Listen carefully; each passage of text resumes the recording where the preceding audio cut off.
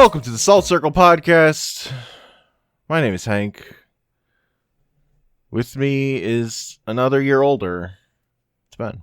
Yo, what up? How's it going? It's going pretty good.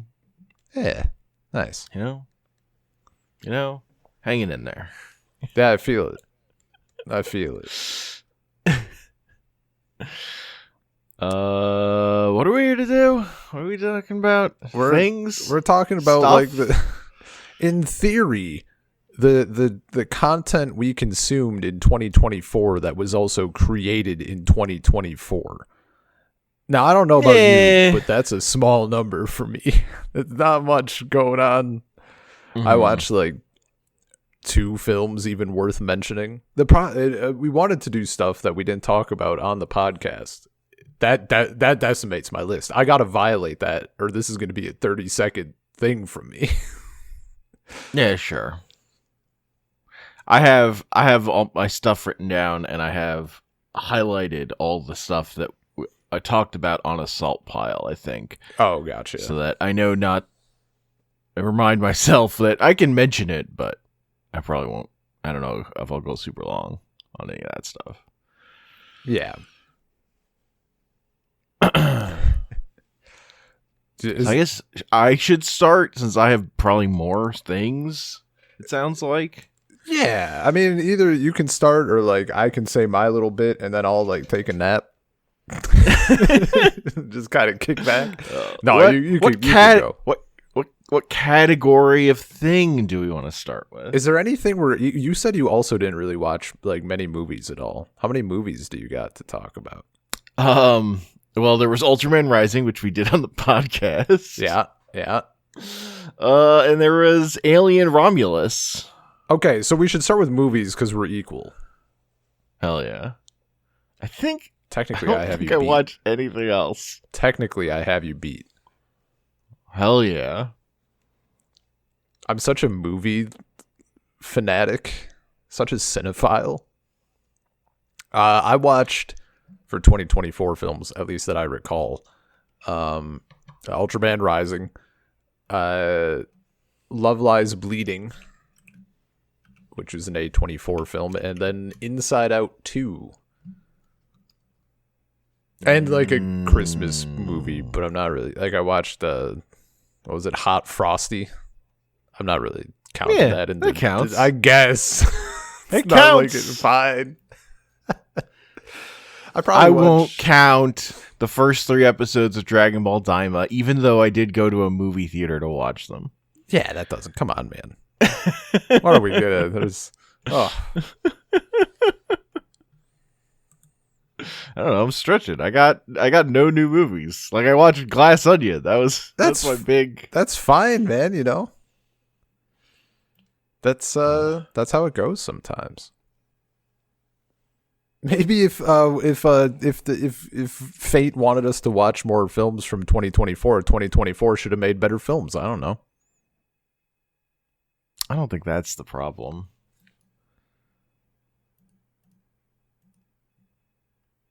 Personally, for me, I need to step away for a second. There's like a screeching electronic noise somewhere in the house. I'm just gonna go make sure that's not a fire hazard. Okay. Technically speaking, that was a fire hazard because it was the stove, and I forgot that I put the kettle on God knows how long ago. So that's probably been screeching for a while. Hell yeah. Christ. I'm gonna be a dad. It's fine. They let anyone be a dad. That's true. I'm usually good about that shit too. Honestly, it's probably because I have headphones. If I didn't have headphones on, and if I didn't have them on earlier, or like I probably would have heard it. Anyway, yeah. It's funny how the screeching noise that you could hear didn't show up on the microphone, unlike the fucking vent noise. Well, the vent was so close. This was like, you know, it's far away. It's just funny the way sound works. Yeah. It's It's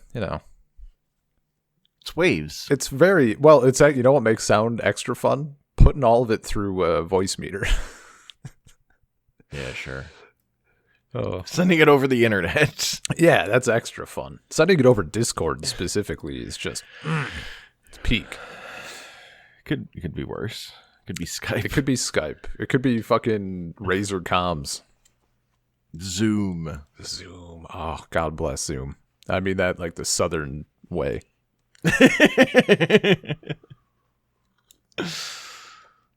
It could be an actual phone call. Oh.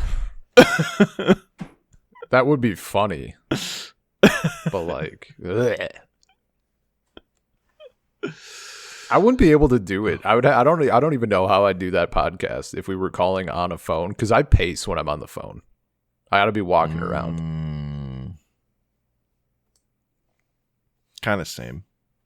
But anyway, movies that we watched. Yeah. There's a potential I watched something else that I just don't remember. Oh yeah. Dude. But I only went to a theater to see Alien Romulus and Dragon Ball Daima.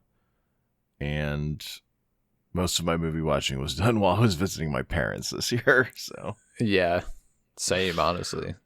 And that was mostly old movies. It was mostly me going, what fucking classic cinema do I want to fucking watch now? And talk my parents into we should do. Watch like The Lady Eve and Dial M for Murder. Just movies I love that I haven't watched in a while.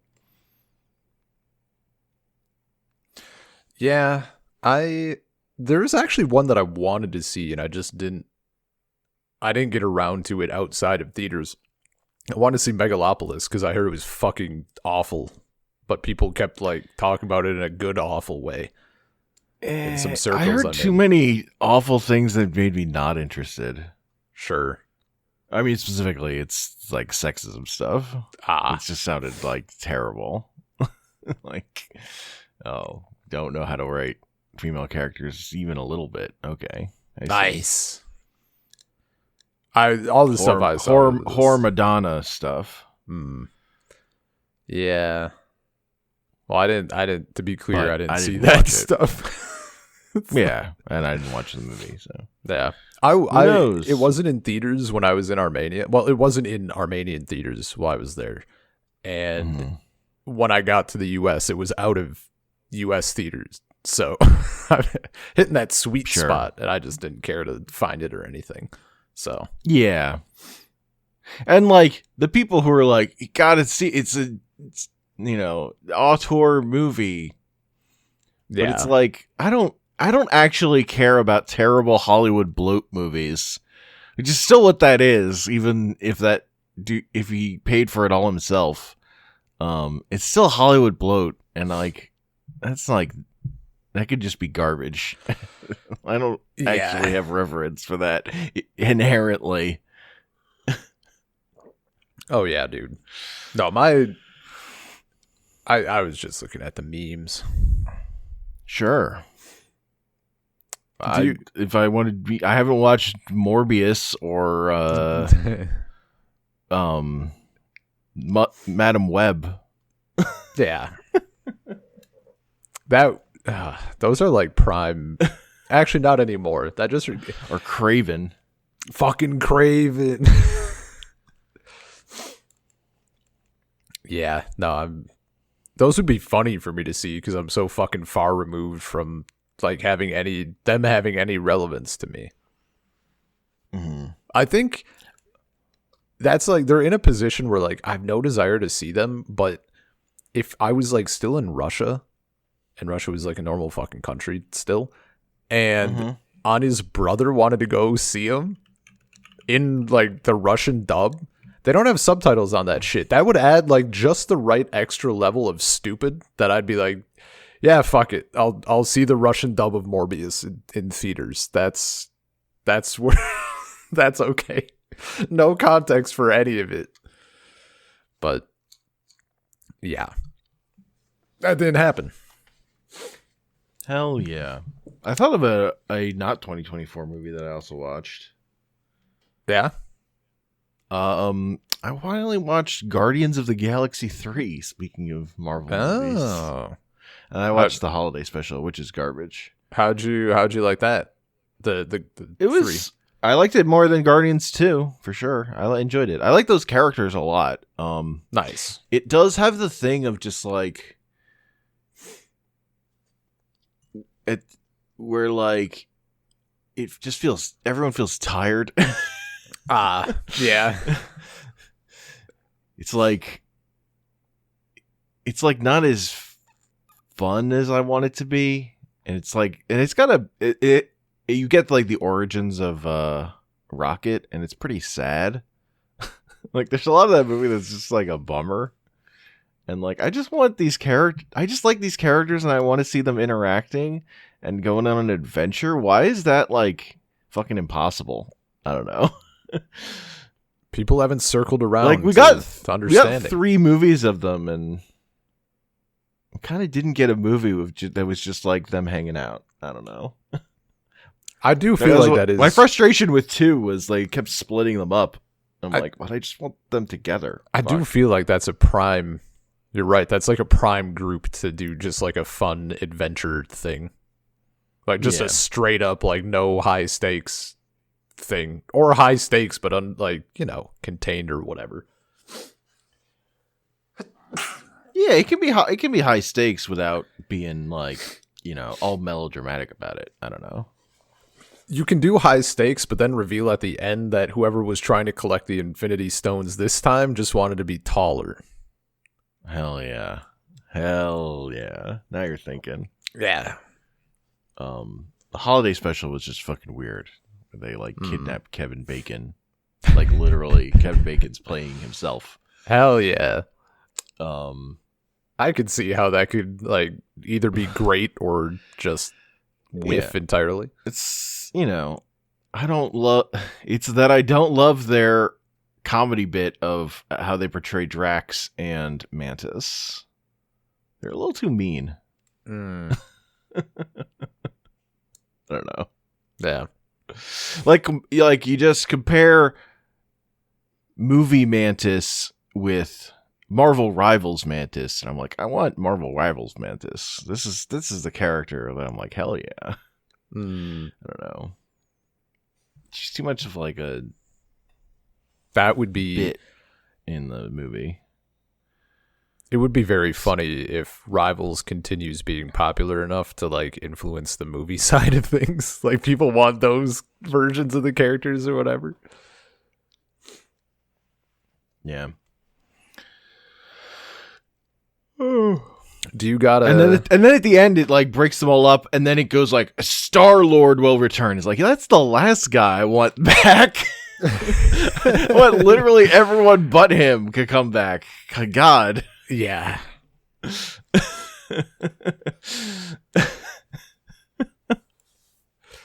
Unfortunate. Did you have like an actual, I mean, I guess we both watched so few movies. What was the best movie though? I guess since neither of us watched a lot of films from 2024, if you have like best of 2024 and just like best movie you saw this year or new one. I mean, then I'm gonna have to pick, if best movie I saw this year, I'm gonna have to pick like, Christmas in Connecticut or new film, new to you film. New to me. Yeah, what was your best 2024 film and your best new to you film? I mean, my best new to me film is Christmas in Connecticut. Get fucked. Damn it. Fuck. I mean, Ultraman Rising was really good. That was surprisingly good. I mean, Alien Romulus, I don't know. Because I really like it, but there are nitpicks about it that are where it's like, I get why people say this movie sucks. Sure. And I don't know how I'm going to feel about it on rewatch, but that's one of my favorite horror directors. So I don't know. I'll probably still like it. It'll probably hold up for me. I can forgive some terrible choices. Like when a character says, "Get away from him, you bitch," quoting Aliens. That's a mistake. They shouldn't have done that. Yeah. They also shouldn't have put in a CG deepfake of one of the actors from the original movie. That was also bad form. Why would you do that? But other than that, yeah. But other than that, I really liked it. So, I mean, but like, I don't have to make those qualifications with Ultraman Rising. And then like, Glass Onion might be the best movie I saw that was new to me. Yeah, dude, that's fair. That shit's just good. Really good. Yeah. You know what? I need to. Oh, I should have waited. I need to ask my parents if they've seen that because I don't think they have.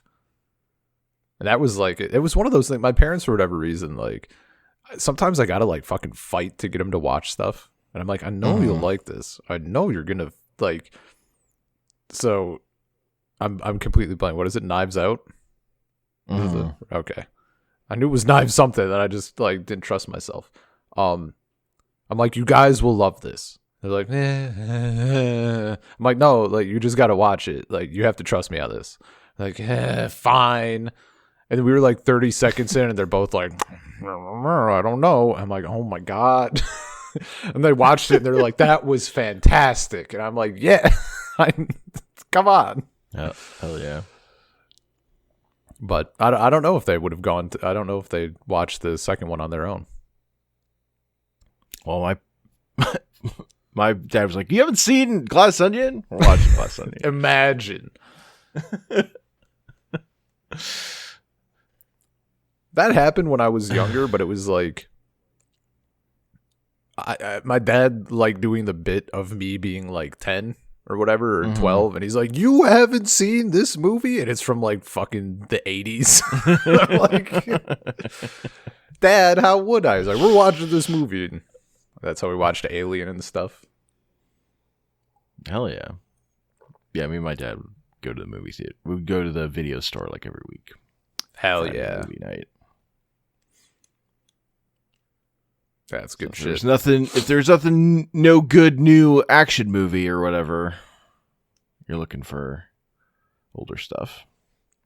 Yeah, man. I think Ultraman Rising is just of the few films I saw in 2024, it clears. Everything else was like, nah. Love Lies Bleeding just like suffers from being an A24 film. I think. I don't like that. If I say like the A24 tone, does that make sense to you? Like, kind of, but kind of not. I mean, I've seen enough A24 movies that I like vaguely know what you're talking about. I wanted that to be like more of a, like, either a love story or something, instead of like, it's gonna get weird. It did. Sure. I guess it did have the thing of like, I fucking forget who. I should look it up.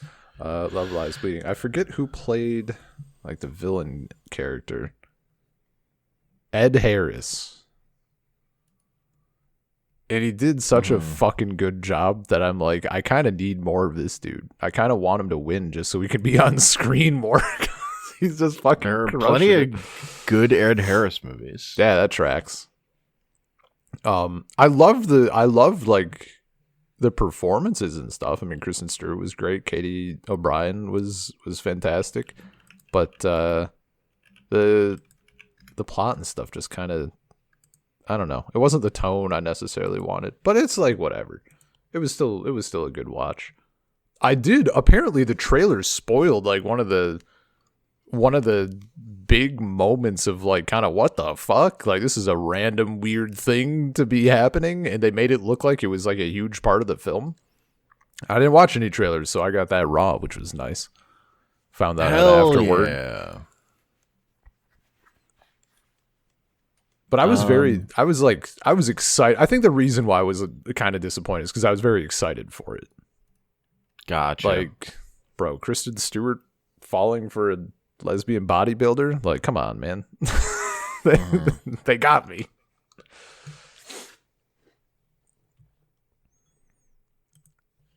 I'm trying to think of movies you've seen with Ed Harris. He was in Gravity. He was Mission Control.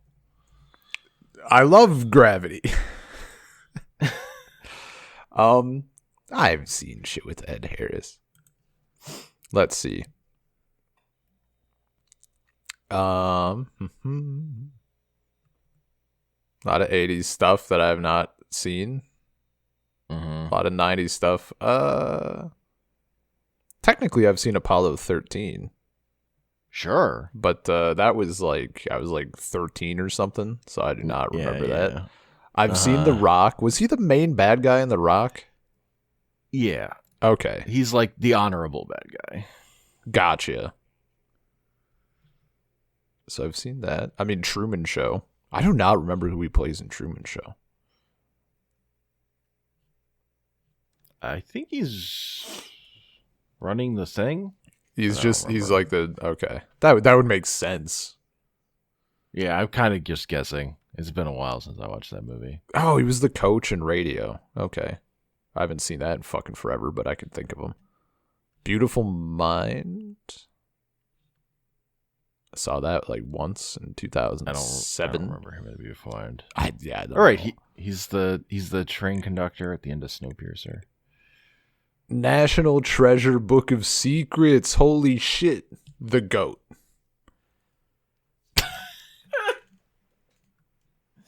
Gotta kidnap the president. They don't say kidnap the president as many times as they say steal the Declaration of Independence in the previous movie, so it's not as good. But yeah.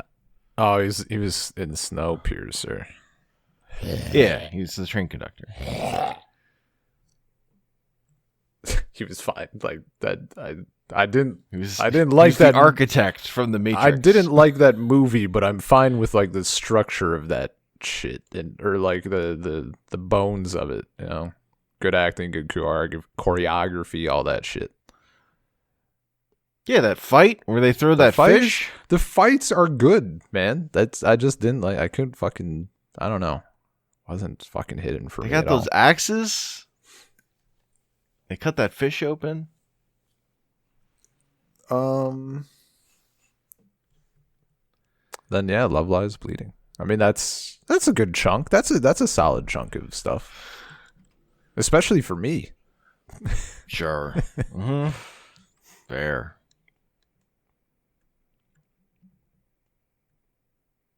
Yeah. Yeah, he was just good. I think for my, I have a very my thing about Inside Out 2 is like super brief. I feel like it was good. I kind of like tapped out of it and like sort of skipped around through the like the back half, third, whatever it was. It's so not for me. Like I'm just with the first one, I could appreciate it for what it was, and I had a fun time, and I thought it was a cute little movie, and it was nice. This one is like continuing that, and I think it's a very, very good watch for like kids, teens, even young adults or whatever, right? But I'm like, it was just to the point. I'm like, we're getting into shit that I'm like, okay. Maybe the next one will be like not so far removed if they make one where she's like in college or something, like or going to university like that. I could maybe hang, but like I haven't watched a Pixar movie in so long. You know what they're about, right? You know what Inside Out is about. Yeah, I've watched Okay. Inside Out. Oh, okay, okay. I just meant like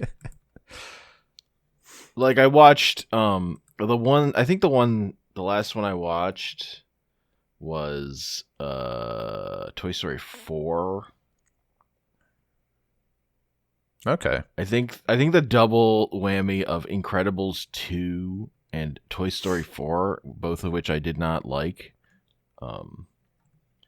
Yeah. kind of soured me on doing the later stuff, even though they stopped doing sequels. You missed some good stuff and some garbage. Sure. Like an even, let me see, good, bad, good, good, bad, bad.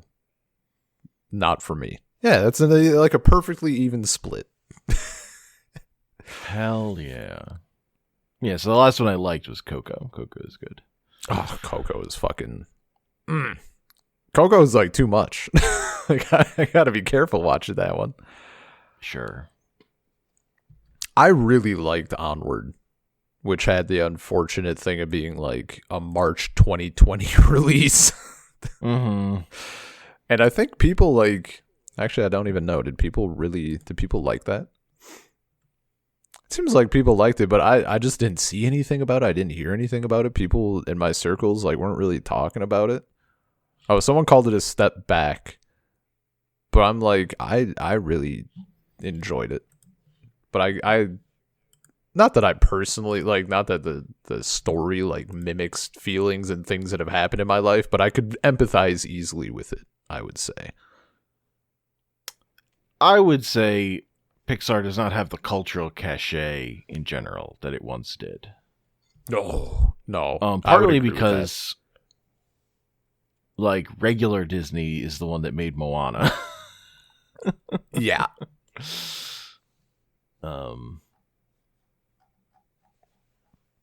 Which then became a big thing. Not that I haven't watched Moana 2, and I love Moana. So. I have no desire to watch 2. Yeah. I just don't. Yeah, these Disney sequels. They either need to trust themselves and like fucking make a film that is designed with a sequel in mind, or they need to just like not end films and be like, well, if for some reason this doesn't hit, then we just leave it, and if it does, we can just make a sequel. Like, plan it and send it. You're fucking Disney. You got money. you can do it. I don't know. Like what? Like the theory behind it is like, you know, you make a kids movie, and then those kids get older, and then new kids are just watching the old one over and over again. So you make a sequel for them, and maybe the people who watched the old one come back and like it, but kind of who cares? Yeah. So in that sense, like, they're not movies for me, so like I don't care, and it's healthier that I just don't care and don't watch them. Oh yeah, watch them and complain. Like, God, Frozen 2 sucks. But I will always remember the child in the theater who went, "This song isn't from Frozen." That's so good, dude. That's so like, perfect. That's so incredible. It's also like that's like such a fucking thing, right? Like, yeah, a little kid doesn't actually want Frozen 2. They just want to rewatch Frozen for like the 100,000th time. Totally. Which I fucking get. Yeah.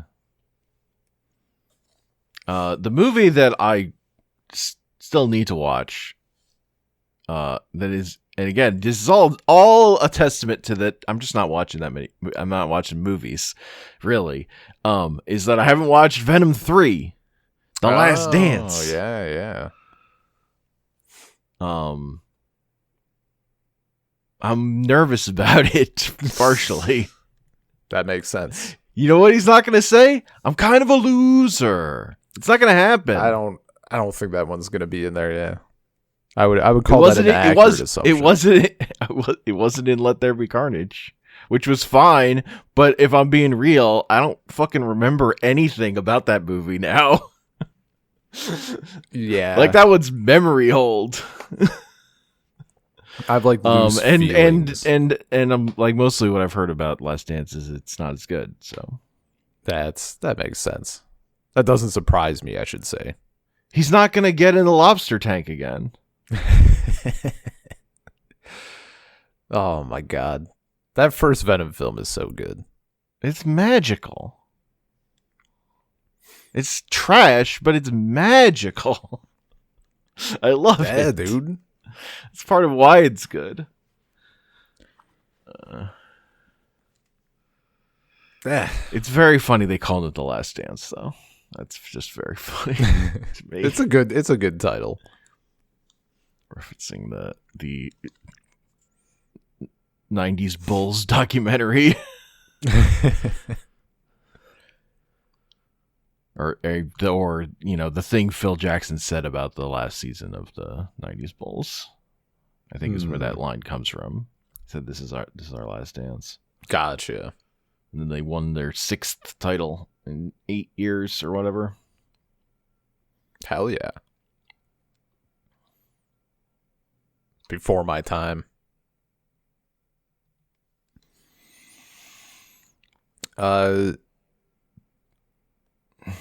Trying to think like what other. I mean I did technically watch Hot Frosty. That came out this year. Hell yeah. That was good. Oh yeah, I also been meaning to watch. I didn't watch Godzilla, Kong, The New Empire. I also did not, but I kind of don't. I don't have an excuse anymore because I think it's on Netflix. Sure, probably.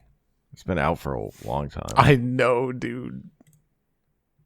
But it's gonna be like 2 hours or whatever.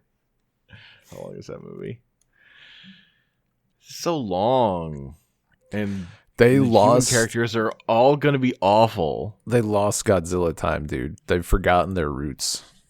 I guess technically this is American, so they don't. American Godzilla movies have never known Godzilla. So they've never known the glory. That's true. It's only 115 minutes. Ugh, that's an eternity. It's not 230. What if you watch? What if you watch like all of the 230? Jesus. What if you watch all of those original Godzilla films and then you watch one American Godzilla film and you realize what eternity is? Yeah. The fact that they were all like what was it? They were like 93 minutes clean, and then one of them was like 95 minutes, and it's like, what are we fucking doing? Who decided that we needed 2 extra minutes? I can feel my life force draining.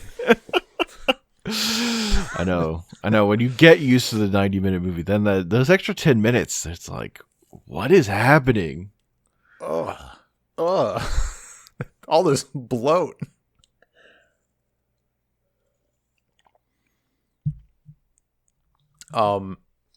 I also know nothing about that movie other than I'd watched the trailer. I heard no one talk about it. I didn't even watch the trailer, I think. Yeah. If I did, I don't recall it. It doesn't. It's like, the only thing I know is like, you got fucking pink fins Godzilla. Great. That's what I want.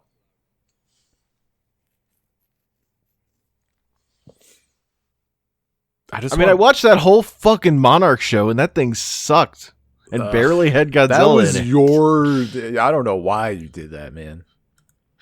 I always hate watching that. Straight up, that was a hate watch. I didn't think I had a hate watch in me. That was a hate watch. Yeah. It's not. There was one character I liked. I'll say at least. I mean, that's something. I like that. But I like the actress a lot. Very good vibes. Nice. You should watch Hot Frosty. That is good vibes. I don't want to watch Hot Frosty. Come on. Gender bent fuck toy born yesterday? Come on. It's just not my thing. Yeah, but it's setting up the fucking Mean Girls connected universe that Netflix is clearly laying the groundwork for, much like the Vanessa Hudgens verse. I'm sure they won't. I'm sure they won't fuck it up this time. If they get there, then maybe we'll talk again. But they gotta. I'll come in at the end. Okay. Oh, after it's done, I see. Coward. Yeah, I'm not fucking. Putting my chips out there to get the emotional devastation of them not getting there. Can't get invested in that before it's done. I'm not reading a manga that's still coming out. Are you kidding me? Ugh. Yeah, that's fair. I'm still waiting for fucking Dragon Ball Super to come back. God. Look. What happened? Did the manga die? Oh, no. Rip Toriyama. Oh, yeah. I mean, that's a big one. It is. Look. Speaking of death.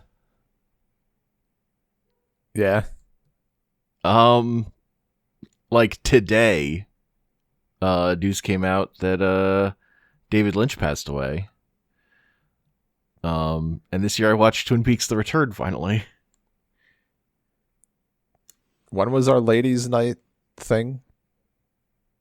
Was that 2024? I don't remember. I think it was. Might have been older than that. I don't fucking remember. All the time I spent thinking about David Lynch was being a hater.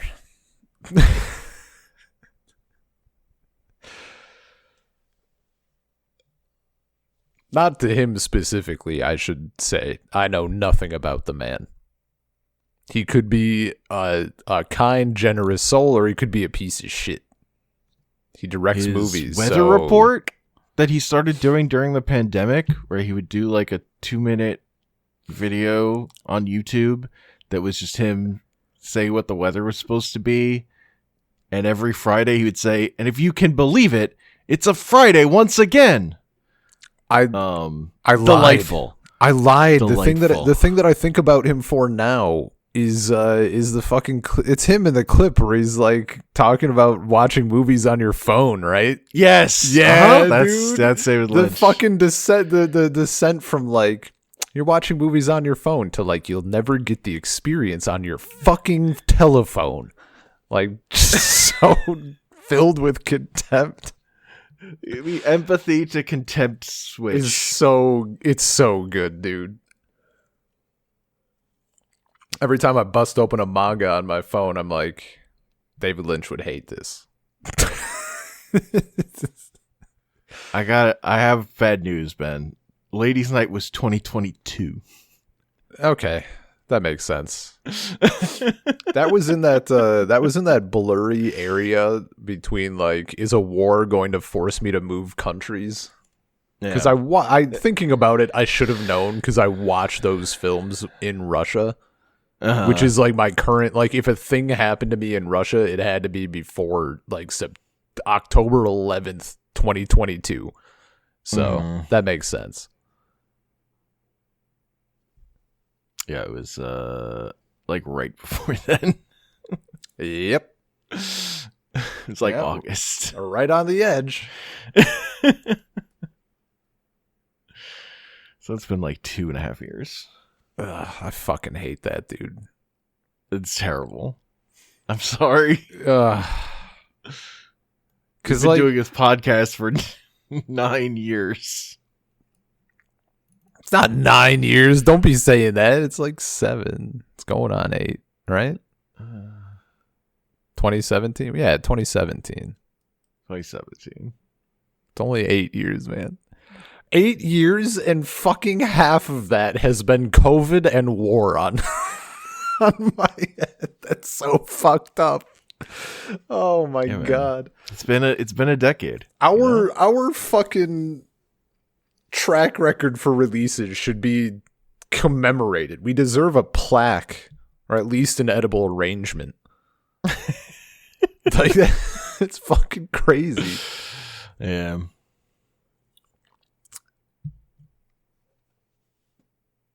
Anyway, I guess the logical. Do you have anything more on movies? No, I was moving on to TV. I was gonna say that's like the logical place to go, though I have nothing for it. Because I finally watched Twin Peaks: The Return. As far as like older live action TV, that was my old jaunt. I watched like one episode of Homicide, but that did not become a thing I was doing. And I talked about Twin Peaks: The Return on the podcast. If you're curious about my thoughts listening to this or whatever, it's good, but I didn't love it the way other people love it. Yeah. I do think about it still. It does linger in there, but it's not like I heard too many people who it's like their favorite thing or whatever, like really go off about it.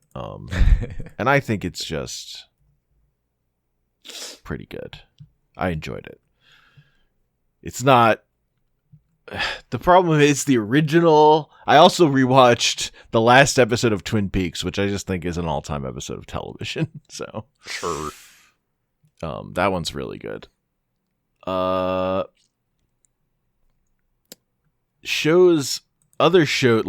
action shows specifically, things with real people. Gross. Like Star Wars, Gross. full of real people.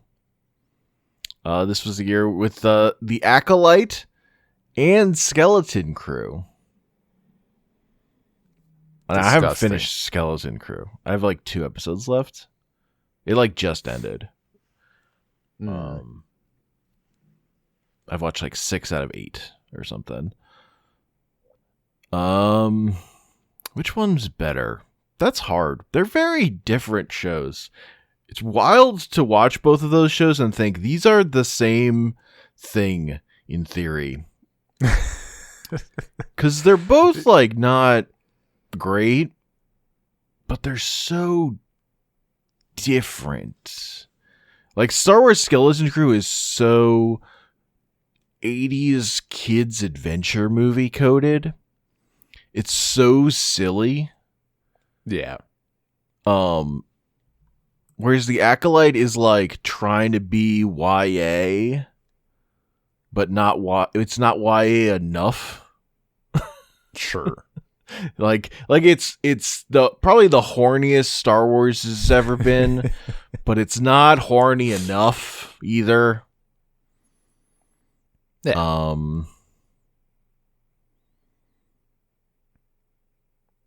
Yeah. But and they both shows had children, but the Skeleton Crew is the one where like they're scamps, I would say. Sure. They're little scamps having an adventure. Yeah. And it's also funny because it's all about pirates, treasure hunting. Like it's so removed from Star Wars. Like these like Acolyte's about Jedi and stuff. I don't know. Yeah. It's weird. Star Wars is weird. Yeah, I would agree to that. It's in a very weird spot. It's in a weird spot because I don't think they don't know what they're doing with it. They don't know what people want from it. I don't think people know what they want from it. It turns out people wanted legends. Than to be mad. People wanted legends, man. Did they? Apparently. I'm people. It turns out I just wanted them to end legends. That's what I wanted. Well, yeah, you just wanted.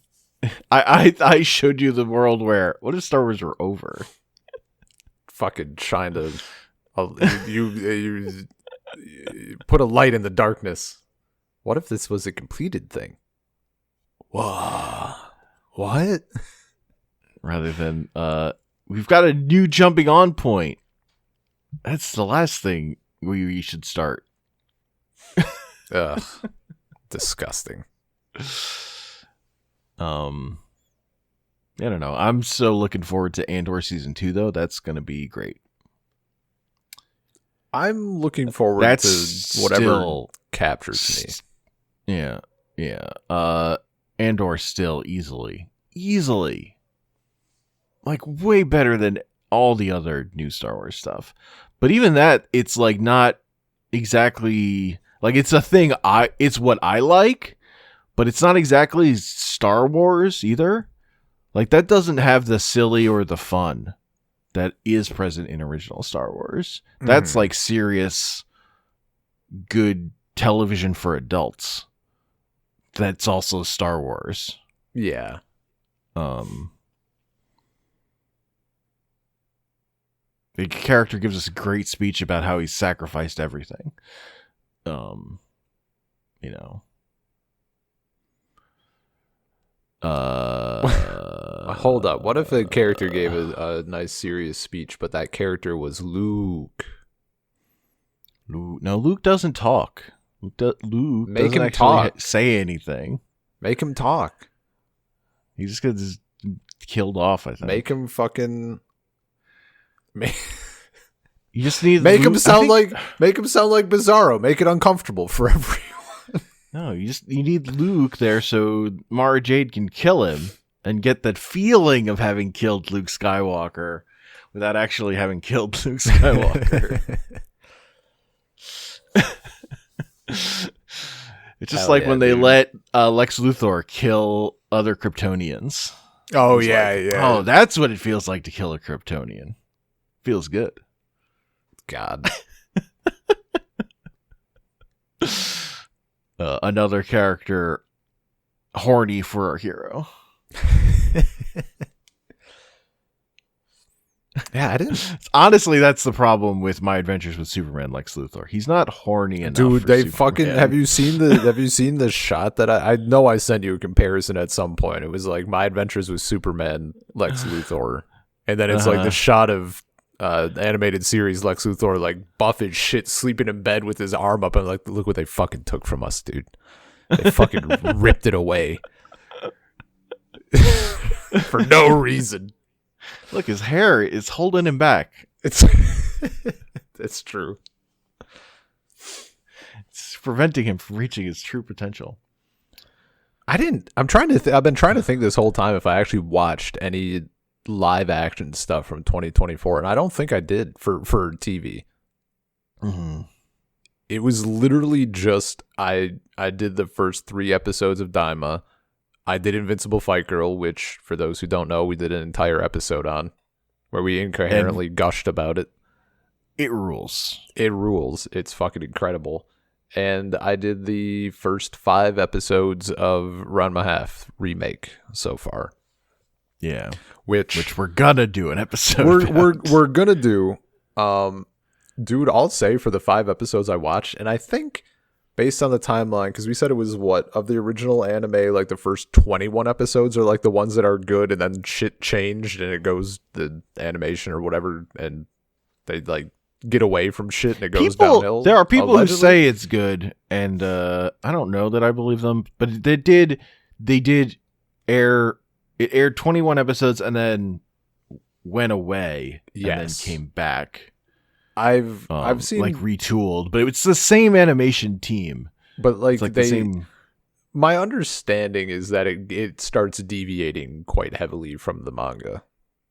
Like they just do. That's where like they do far more. So far, honest to God, through what I've watched of the original, which I can't actually check right now.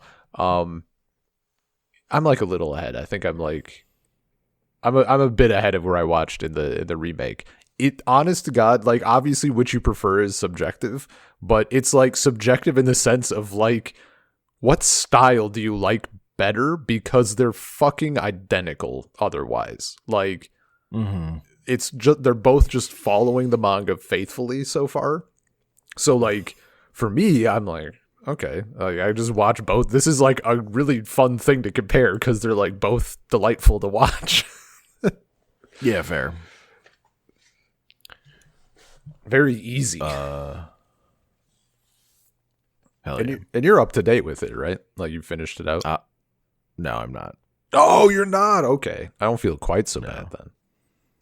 How deep in did you get? I don't remember. Because I just started focusing so much more on reading the manga. Anime folder. I am 7 episodes. Hell yeah. Oh my God. Okay, I don't feel bad at all then. I mean, aside from the fact that I'm in no hurry. You got to finish Urusei Yatsura 20. I was going to say it. I have a buffer. Whatever. Talk to me when you're done with Inuyasha. The Shikan Jewel has been split apart. She went back to home, and then Inuyasha showed up. It was hilarious.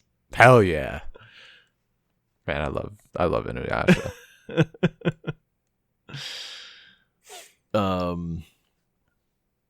Yeah. No, New Ranma is fucking delightful. It's great.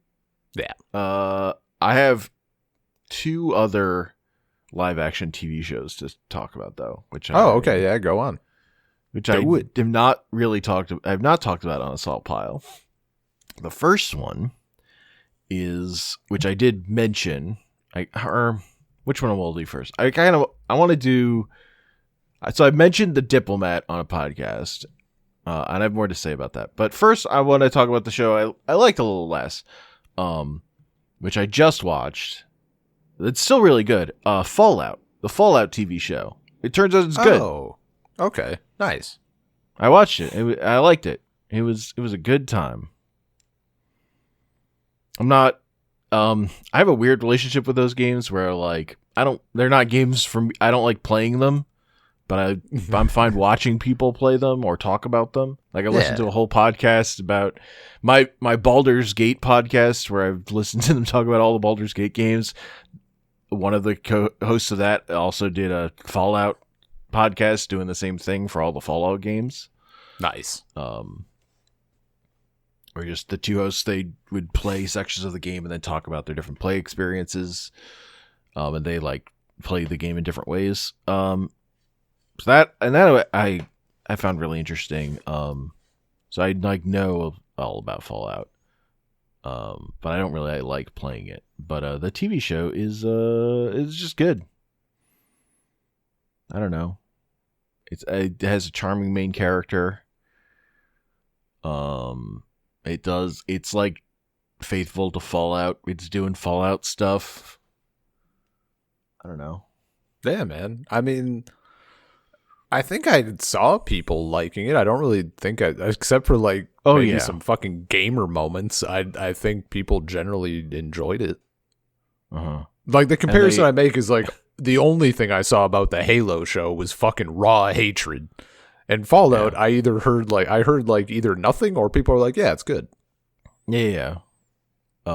It made lots of people give Fallout 76 another try before deciding that's a mistake. It helped because they unlike Baldur's Gate 3, they timed the Fallout Commander decks accidentally to coincide right alongside that show coming out. So those sold like fucking hotcakes. Hell yeah. Incidentally. Yeah, people who watch it got in the Fallout mood because it's a good TV show. Nice. It's just good TV. Guys like cut off my head, and then she cuts off his head. It's great. They're getting more of that, right? I'm sure. It was such a big hit. They got more coming. I think I saw that like semi recently ish. Yeah, no. I mean, I can't imagine they wouldn't make more. Yeah, I guess I don't have that much to say about it because other than like, it's good. It's kind of ridiculous that they established that one of the characters is literally the inspiration. Like one of the ghoul is the Pip-Boy. He's like, oh, he like does the first advertisement for them, and he comes up with the thumbs up idea. Hell it's yeah, stupid. That's pretty good.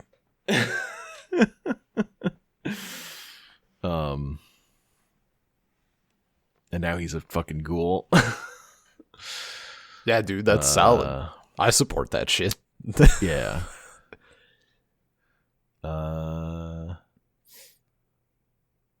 It's got what's his name from it's got Kyle MacLachlan from Twin Peaks, isn't it?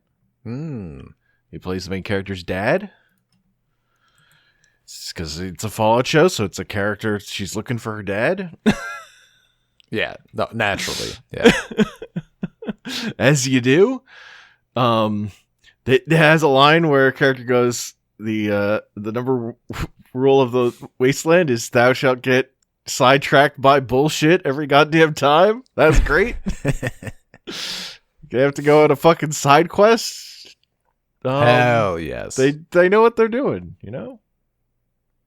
Oh, that's good. Yeah. Fucking Halo show didn't know what they were doing. They showed Master Chief's ass. That's people want to see him without the helmet, right? No. Okay, what if he had the helmet on and you saw his ass then? Then they would have had something. Yeah, if he was fucking with the helmet on, like now we're talking.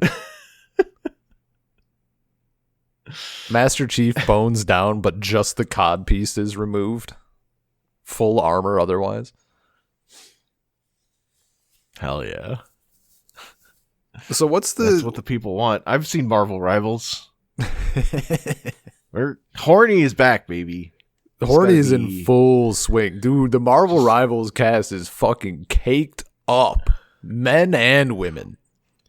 Yeah, it's crazy. The hilarious part about that to me is that, like, I feel like part of the reason that media, like American media, stopped having sex stuff was so it would be easier to sell overseas.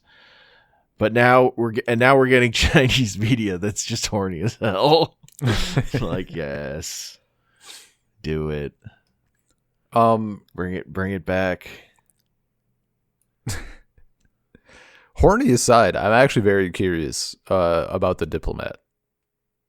Because you've mentioned it, you've talked about it. I see it's on fucking Netflix, which is great. Because, like, I don't know, is this a thing? It seems like a thing my parents would like. Yeah, if you want to watch, if you can stomach a show that's about politics, I could stomach. Hank, come on. Yeah. I was like, could Ben like it? Wait, Ben liked House of Cards. He can walk in. He'll love this. This is fucking. No, if it's good, it's good, man. You know. It's fucking great. I fucking love it. It's so good. I was so impressed, honestly. Like, because my dad was just watching it. So, like, I was coming in, like, a few episodes in to season 1. And then, like, a couple things happened, and I was like, wait a minute. I'm fucking in this. This show rules. Like, he was also watching Landman, which is like the most popular thing in the world because it's a Taylor Sheridan show. I have no idea what guy who created Yellowstone. Oh, Jesus Christ. Boomer the show? Yeah, I'm familiar with Yellowstone. So he has, like, you know, a million shows. And Landman is like the newest one that's been a hit, starring Billy Bob Thornton. And that show sucks. That show's not good. I mean, I could tell you that just based on but my dad was like, yeah, this show's pretty good. I'm like, is it though? But the Diplomat really fucking, that one's good. Hell yeah. Like, dude.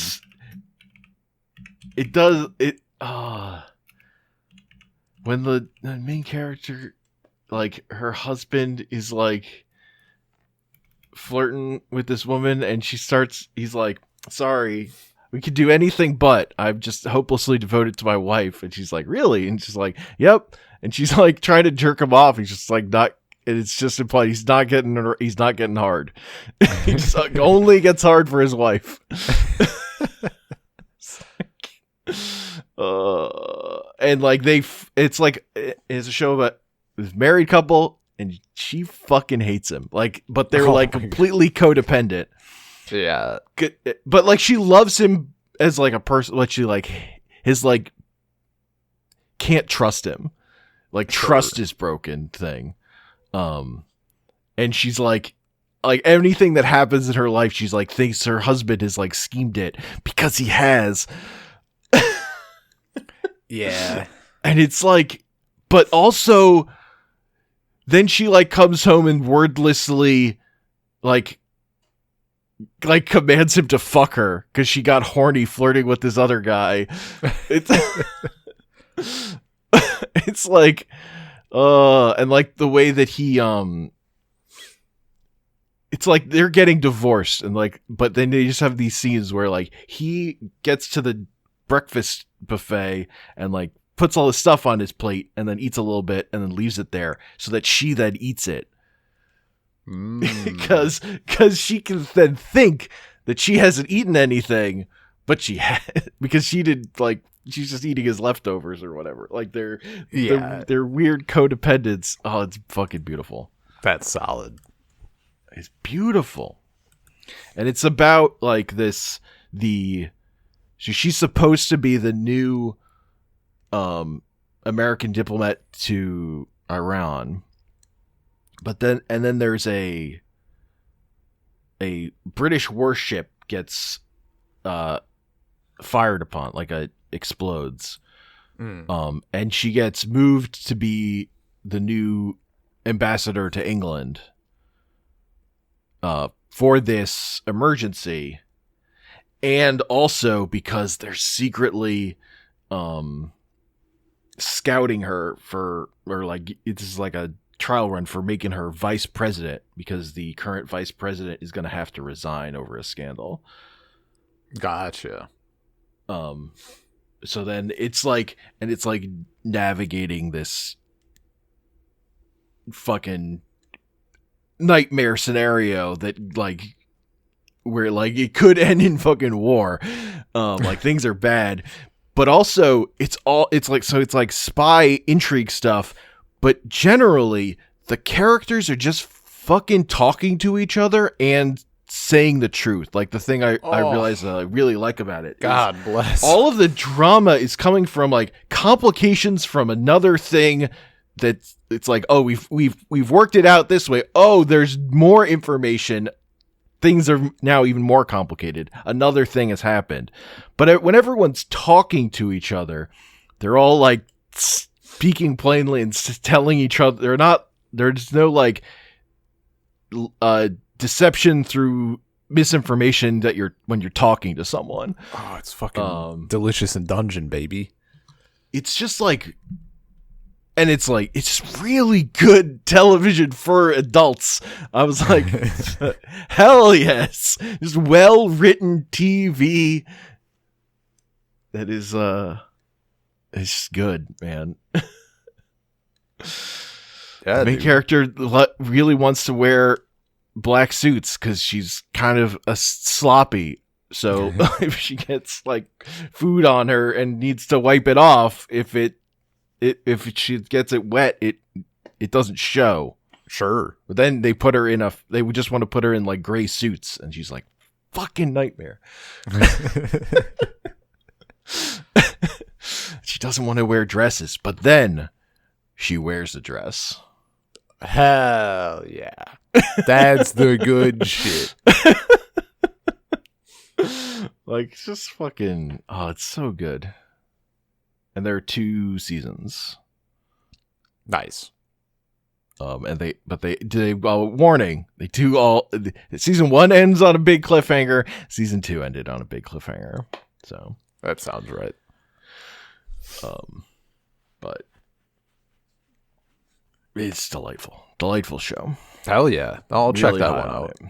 I'll probably wait a little bit because my dad's going to be loopy for a few days after surgery. But that definitely sounds like he'll need something to do, man. No, I watched it through the end of season 2 with my parents, and I got home and then I was like, I want to watch those first episodes I missed. Hell yeah. And then I almost just kept watching through, but I stopped after like an episode or 2. Yeah. Yeah, it's starring Carrie Russell, and she's just fucking great. She's just so good. Nice. Do I know her from anything? She was in The Americans. So no. Yeah, sure. Which was a good show that I did not keep up with. I fell off that shit at some point. Honey, I Blew Up the Kid. Are you kidding me? Absolutely, yeah, there it is.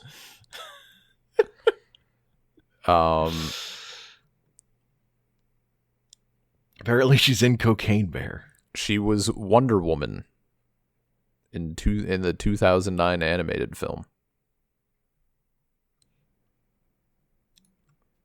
2009 animated film. Wow. She was in Rise of Skywalker. Of Scrubs. Hell yeah. What episodes of Scrubs? Oh, she played Melody O'Hara. I bet I know who this is, I think.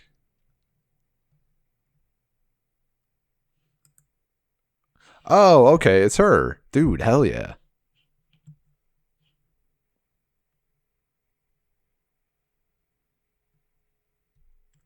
Sorry Bliss. Oh, weird. That was Kerry Russell. Wild. I can't believe she was in Rise of Skywalker. I mean, why not? She's a character in a helmet. You know, that's true. Every single fucking person has been in Star Wars now. It's no longer. There's everybody's in. Get everybody. Isn't like Daniel Craig like some random no one in a probably. Everybody's like in a been suit in. that we can't tell just because he wanted to be. I mean, yeah, that's peak. Yeah, it's the thing. It was just like Sylvia's just like, can I just be like a guy in a suit in like one scene in Star Wars? Yeah.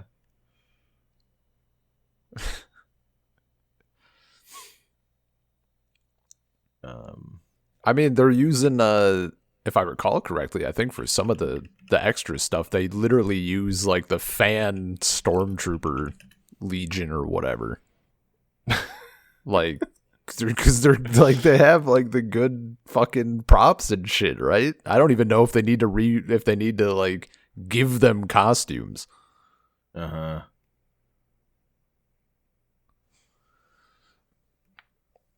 If it wasn't for some of the newer films, then it was for like some of the shows or something. They used those guys. But anyway, I guess, man, I like technically listened to music this year. Technically, and I listened to music that was made in 2024. Even I couldn't tell you what any of it was. I just wasn't like taking in any of it in like thinking about which album I liked the best sort of way. So I just like, I'm kind of blank on that. I'm not even going to commit to like putting it out later. I mean, I guess I could literally just put out my list of albums but that I listened to, but like I haven't even thought about which one I like the best or anything. I'm pretty sure my like top listen to music on YouTube was all Ursa Yatsura opening and endings for the new show. Yeah, that tracks. It's just that it's I just good watched stuff. Put on over and over again. I'm trying to think like what it. Yeah. I don't know what my like top played thing is even. Can't think of it offhand. I don't get no Spotify Wrapped or anything. I'd actually need to implement this and then like adjust my music library and shit. I found a plugin for Fubar that does like the Spotify Wrapped shit. Mm-hmm. But part of it is also you need to have your music a little bit organized. Like if none of your genre tags are in, like you're just gonna not get that, you know? Hell yeah.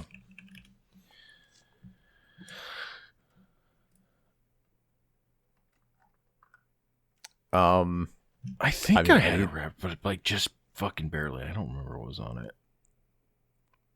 My Nintendo Switch Wrapped was still the funniest thing because it was like 2 hours. Mm-hmm. It's like, these are the months you played in most. And I'm like, I don't know if we could really be calling this. Like, there should be a special kind of summary if you have like under 5 hours played throughout the entirety of a year. Hell yeah. It was kind of the thing I played a bunch of Mario Party Jamboree Oh, yeah. with people. So that was, I think my third highest Switchblade game was what is it? Club games. Oh yeah, hell yeah, dude! Just us playing Hanafuda or whatever. Getting your ass kicked in Hanafuda, yeah. And then I'm selling my Switch so I can go out on top. And my number 1 and number 2 games were Mario Party games. That's so funny. It's like, I mean, that's peak. God, who is this? Who did this? I think I think my top one was also Clubhouse games. Mm-hmm. It has to be. Mm-hmm. Mostly I use it to like boot and look at the games on Nintendo Switch Online and then not really play them. Or play them for like maybe an hour. If that. And I could play all those games I'd better other ways to play them, but I could play them on here. Yeah. And could you hear the phone in the background by chance? I did not. Okay. I don't think it picked up. Discord blocked that one.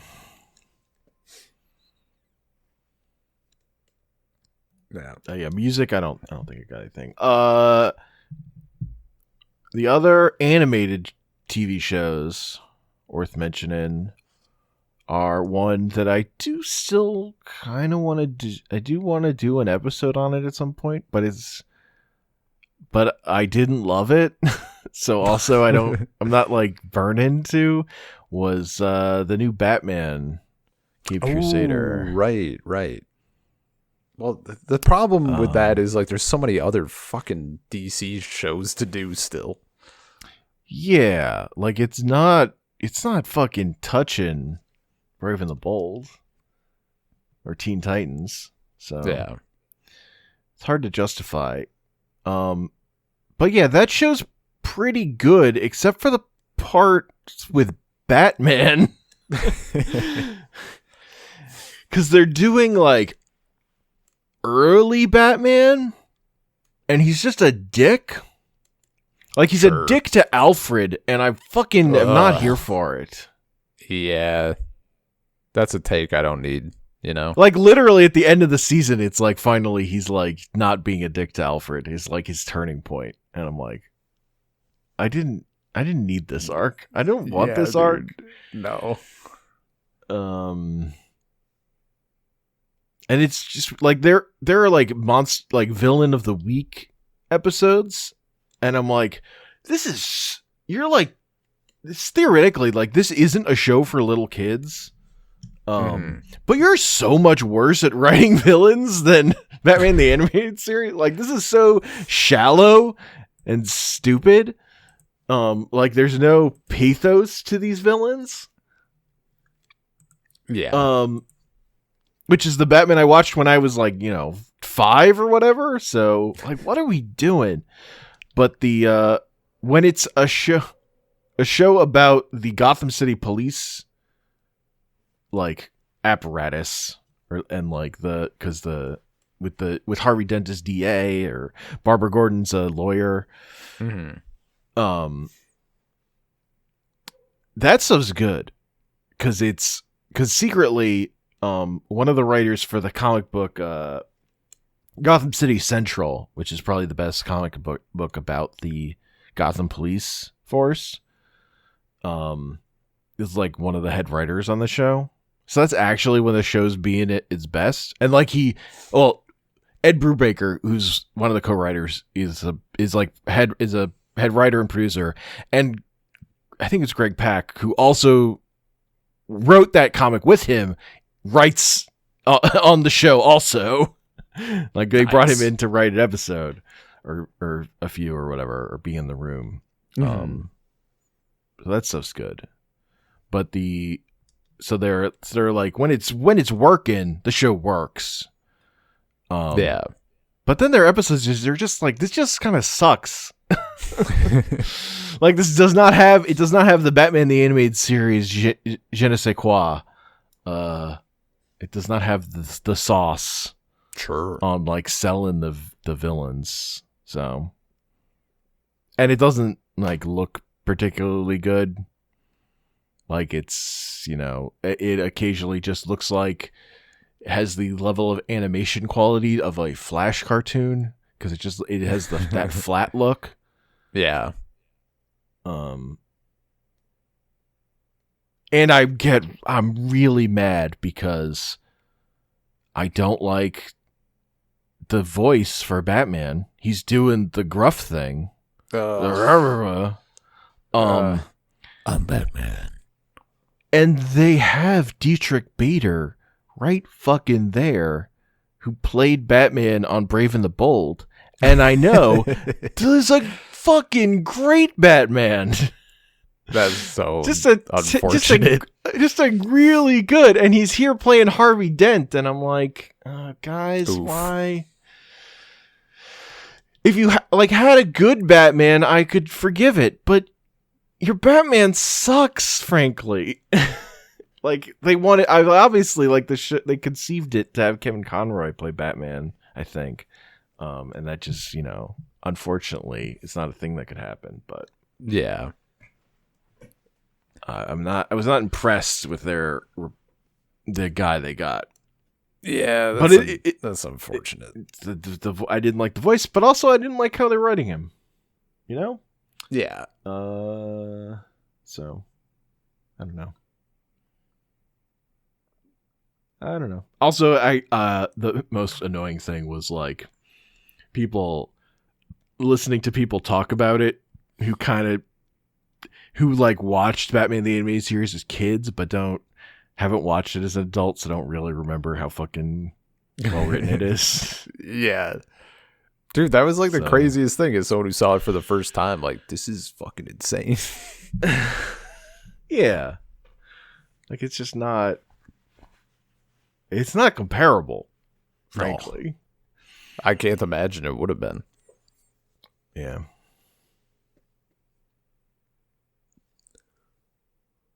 What was the other show? Oh, right. So I still haven't watched all of this. I never like followed up on it, but for April Fools, Adult Swim like redid a bunch of episodes of the animated show Smiling Friends. Oh, just with puppets. And that pretty shit was incredible. They did like a bunch of them. Nice. And I had never watched Smiling Friends. So then I watched actual episodes of Smiling Friends. I'm like, this show's great. This is a good fucking weird show. Hell yeah. But the fact that they redid whole episodes of it with puppets. That's crazy work. And so like every episode they did like different puppets for the like just different weird takes on the characters. Oh, that's wild. Holy shit. It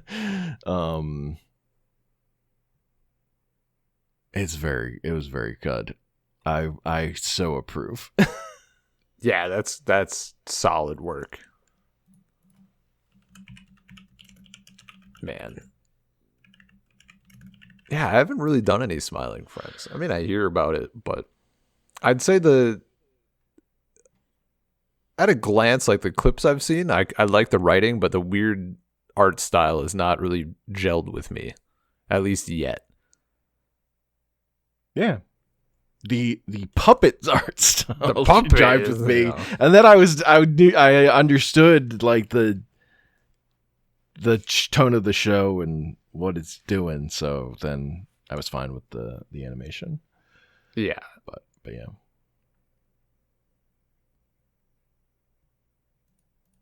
Nice. But yeah, that was a great April Fool's bit. Holy shit. That's a super good April Fool's bit. That's like top tier.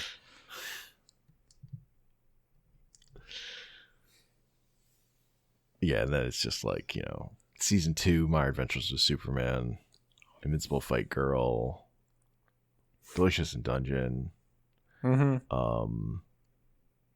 hits. Dragon Ball Daima, the one I talked about on a salt pile anime. Now we're anime wise, separate from animated television is anime.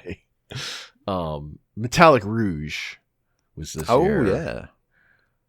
Which I enjoyed, but don't love. It's just, I watched it. I watched every episode, and I had an okay time. It's not like an all-timer, but I liked it well enough. Yeah.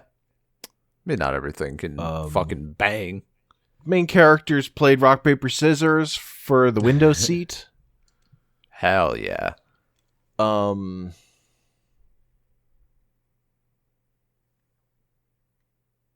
They don't exactly, the two girls, they don't exactly kiss, but they do like fuse into one body.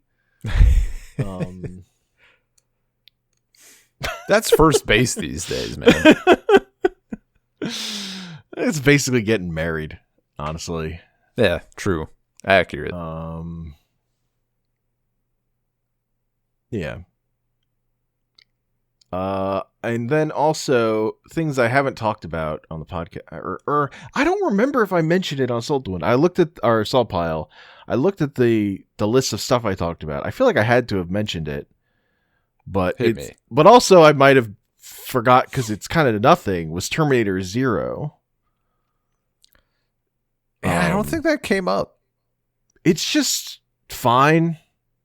Like, it's just a thing I watched, and I'm like, kind of forgot about it until I was looking up things I did this year. I was like, oh, right. I watched that show. It's not great. I wouldn't recommend it, but I watched it. So that counts for something. Hell right? yeah. Yeah. You did a thing.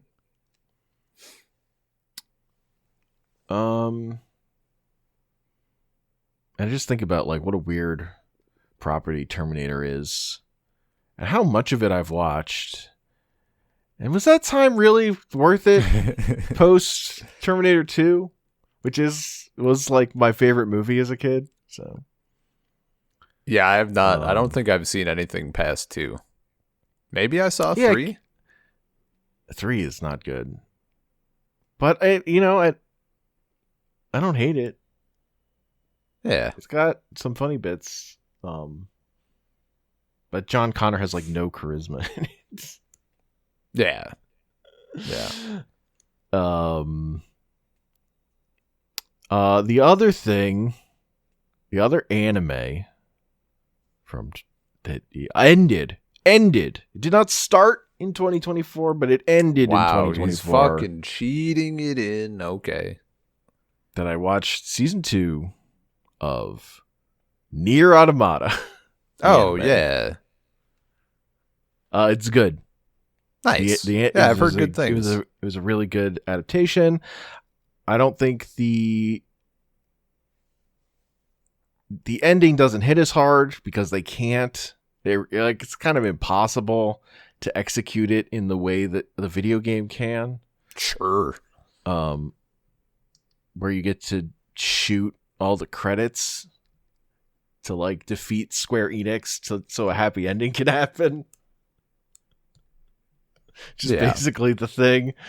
But they adapt the thing that is like theoretically really happening there. It's still good.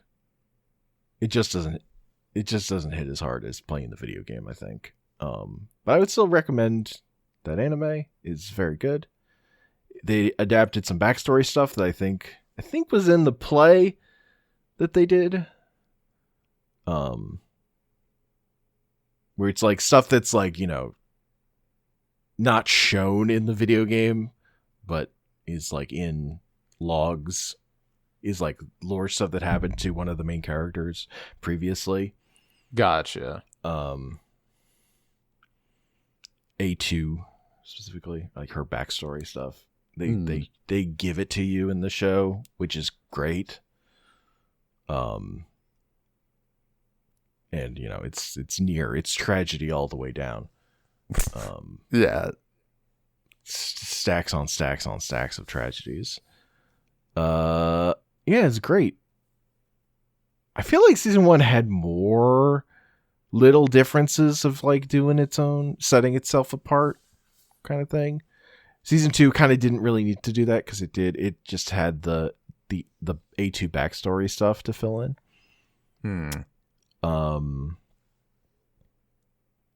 Yeah, the anime doesn't have the thing of you seeing the story twice, because it just sprinkles all that stuff in along the way. Sure. That makes sense. And that was all season 1 stuff anyway. Like season 1 was like the normal ending of the game, like where you like get through story wise in the first playthrough, and then season 2 is the extra stuff. Yeah. It's good. I had a good time. Nice. They did a good job. That's all you can ask for. Yeah. It's good. It's good. It's not like just fine. It was good at it. I enjoyed watching it as an anime, and it was adapting a game I care about. So it was the double whammy. Yeah, no, that's as solid. opposed to like the World Ends With You anime, which is fine, but it's just I love that game so much, and the anime I watched, and like it I don't remember anything about the anime. Sure.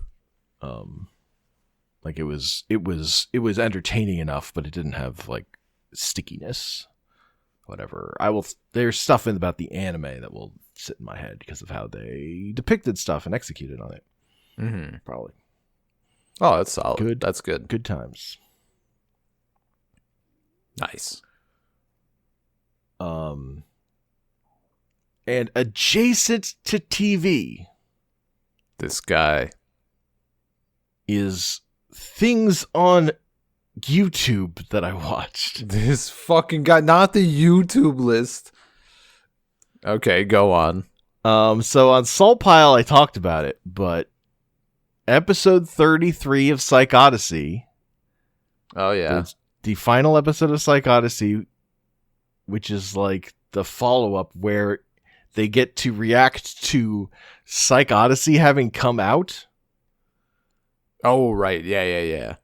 Get them like it's like part post-mortem on the whole shipping the game and shipping the documentary, and the people in the documentary getting to have watched the documentary and get to see the things that they didn't get to see at the time, like learning about conversations that they didn't know happened, and it's incredible. It's unreal. That's a really fucking good, not a bit, but like such a good thing to get to like see. But we're like, so people are like, yeah, he was a terrible manager, but at least like I kind of get it a little bit more where he was coming from. Yeah, because like one of the things is like the manager they bring in from outside Double Fine that season like gets fired during the making of the game, and is kind of becomes like a nightmare boss. Like a key person at Double Fine quits because he's like a shit. And not like in like a active, like in a like passive aggressive, like he doesn't even really realize what he's doing kind of way. Of just making a person feel like they don't their thoughts don't matter. Mm-hmm. And like, but then so like the people really hated like who worked there really hated him, but then they at least get to see these meetings that him and Tim had, like conceiving of the game early on in the process, and they're like, oh, I wish I'd known that at least. Or like like one of the characters gets to see like where Tim like didn't want to hire him, and it was that guy who wanted to hire him because he'd be cheap and he'd be easy to fire later. And he didn't get fired. He still works at Double Fine. He's like, that was interesting to see. It's like fucking that's wild. It's what a thing to like exist, and what a thing to like have to then like reflect on your own life through. It's so, what a good document. Yeah, so powerful. What a fucking fly in the wall, amazing piece of extremely long media that is. Like I bought the like limited run Blu-ray release of Psychodssey, nice. which they announced like right after 33, which like came out like right after 33 went up. I was like, I need to own this. It's too important. Dude. And then I also bought the Psychonauts 2 art book, which is incredible. They created so much art for that game. It's such a it's a thick book. It's really, really nice. So that was an incredible thing. I didn't think, and then, like episode 32 was like an hour and a half or something. Like it's like a whole extra movie. Yeah. It's just amazing that like you watch a 32 episode basic documentary. It's like, this is fucking incredible. And then you just like a year later, you get another episode and it's fucking does it to you all over again. It's that experience. Incredible. Incredible. Can't recommend Psychodssey enough. Nice. Where you go, yeah, making video games is a nightmare. And also not fun. Game developers who watch it and go, yeah, that's still better than where I'm working. Oh my god. Like you also get like a lot of people in episode 33, you get a lot of people, new hires to Double Fine, who were like, I think some of the like the implications is like they probably worked at Activision. We're like, yeah, that's kind of like what happened to us, except it did not work out as well where we were. God, nightmare. Like people were heard here. This is still the I choose this. I want to work here because of this documentary. So that's interesting. Oh, also like it's like because like they made a great game. Like there's a whole different vibe when like the thing that came out at the other end was great, rather than Wrath of the Gods or whatever, where the thing that came out was a mediocre piece of crap that nobody cared about. The Beowulf documentary. Oh my god. Yeah. It's like you can go through all this and the thing you make at the end isn't good. Just ass. Yeah, and just like fine. Like kind of very beautiful, but also like nobody cares about it. Yeah, nobody like, not talks that many about people it. see not it. In the consciousness at all. Like, yeah, not many people saw it, and really nobody thinks about it or talks about it. Yeah. Whereas Psychonauts 2 is like, it's an all-time platformer. That's a great game. So that's interesting also to think about. Yeah, man. And just like seeing these wounds that happened that were like narrativized, like they didn't just fucking go away. Like they like talk about how like there's still like there's weird divisions between like the game dev and art, and like I didn't understand until I watched the documentary. Like people, like HR people, Double Fine going, I watched it, and then I was like, oh, I understand some of these weird dynamics that exist in our company, where different teams don't fully trust. I mean, that sucks, but that's also funny. It's just fucking life. Yeah.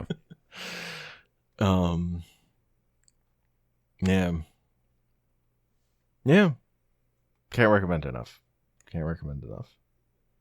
Damn, man. It's like, it shows so much more than I feel like another company would be willing to show about themselves. And it's all because Tim Schafer is like, no, this we're doing. Transparency. This is good.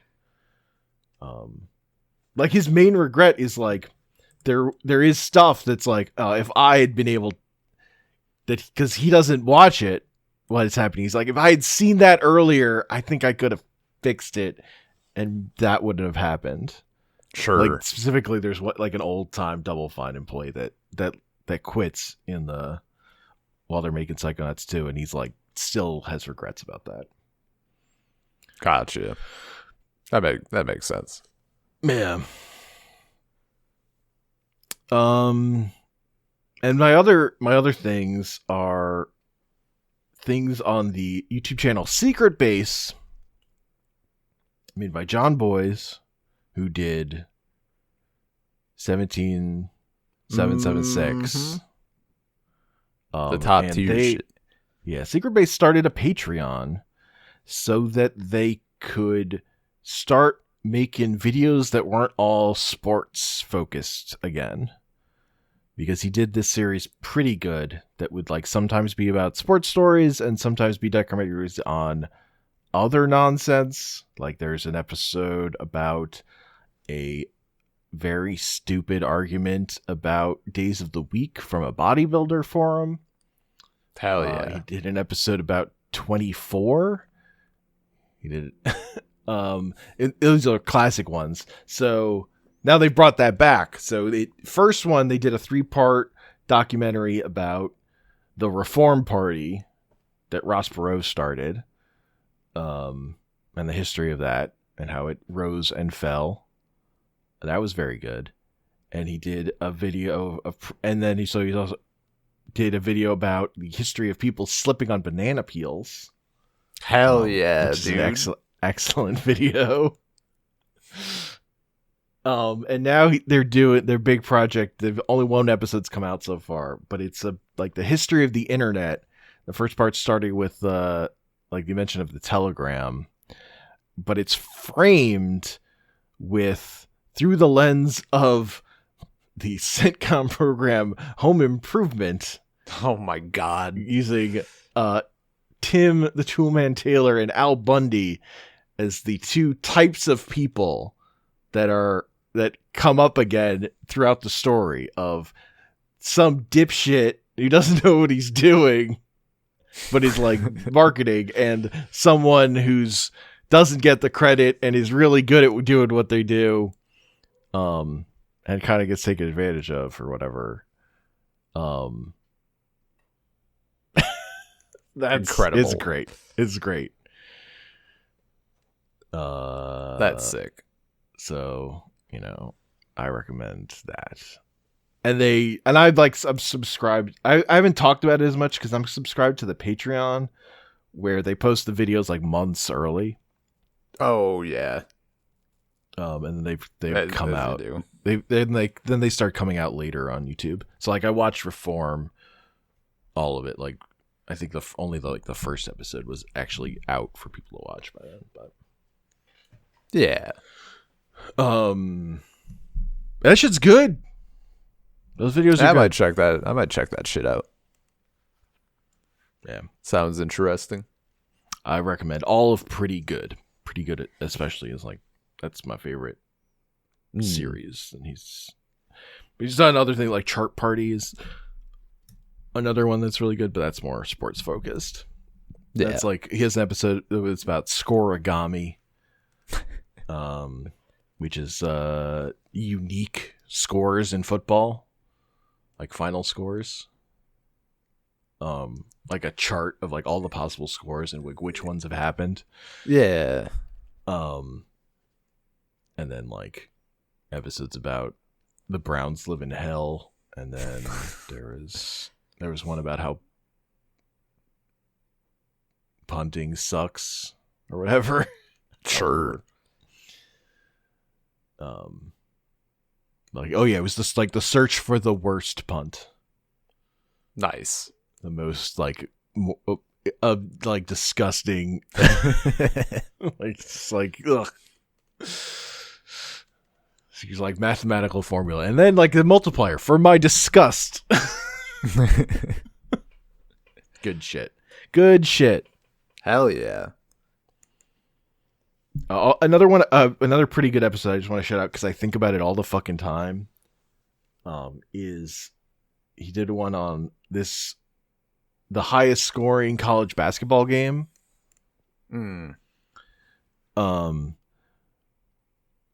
Which, and it's like, it becomes, like he talks about it as like being a different sport because both teams are just trying their hardest to just keep pushing the pace and scoring. And it only happens because the team that's losing is also running up and playing fucking hard. Like if they didn't like keep up with it, it wouldn't happen. And like I like translating that idea to how you should approach Commander. Where I'm like, of a theoretically competitive game, but you're kind of playing it cooperatively. Yeah. It's kind of about making the cool thing happen. Yeah, dude. More than it's like huge. Winning. Hell yeah.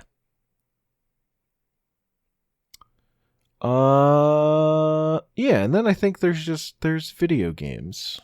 I think we'll need to do a separate episode on games.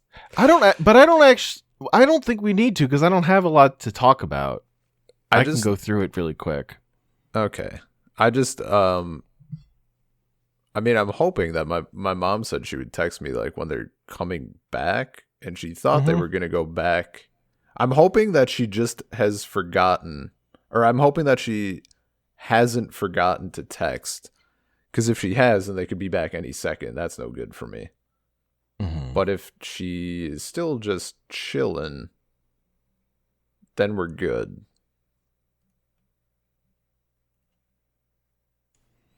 So. Yeah. My only thing, it's like, I only have like a couple games that I didn't talk about on Assault Pile already. Okay. Like we did the Marvel Rivals discussion. That's already. True. And that's probably my game of the year. Yeah. Because that makes sense. You know, it's a multiplayer thing that I want to play all the time. Hell yeah.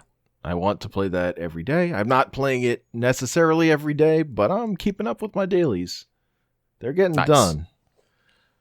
You know, I played WoW a bunch this year. That new expansion was good, but I got nothing more to say about it. I'm still really early in Metaphor Refantasio, but that game's great.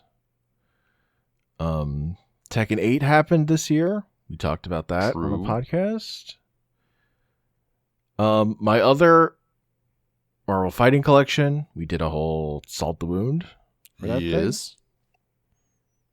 And Marvel Infinite Beyond, we did a whole Salt the Wound on. True.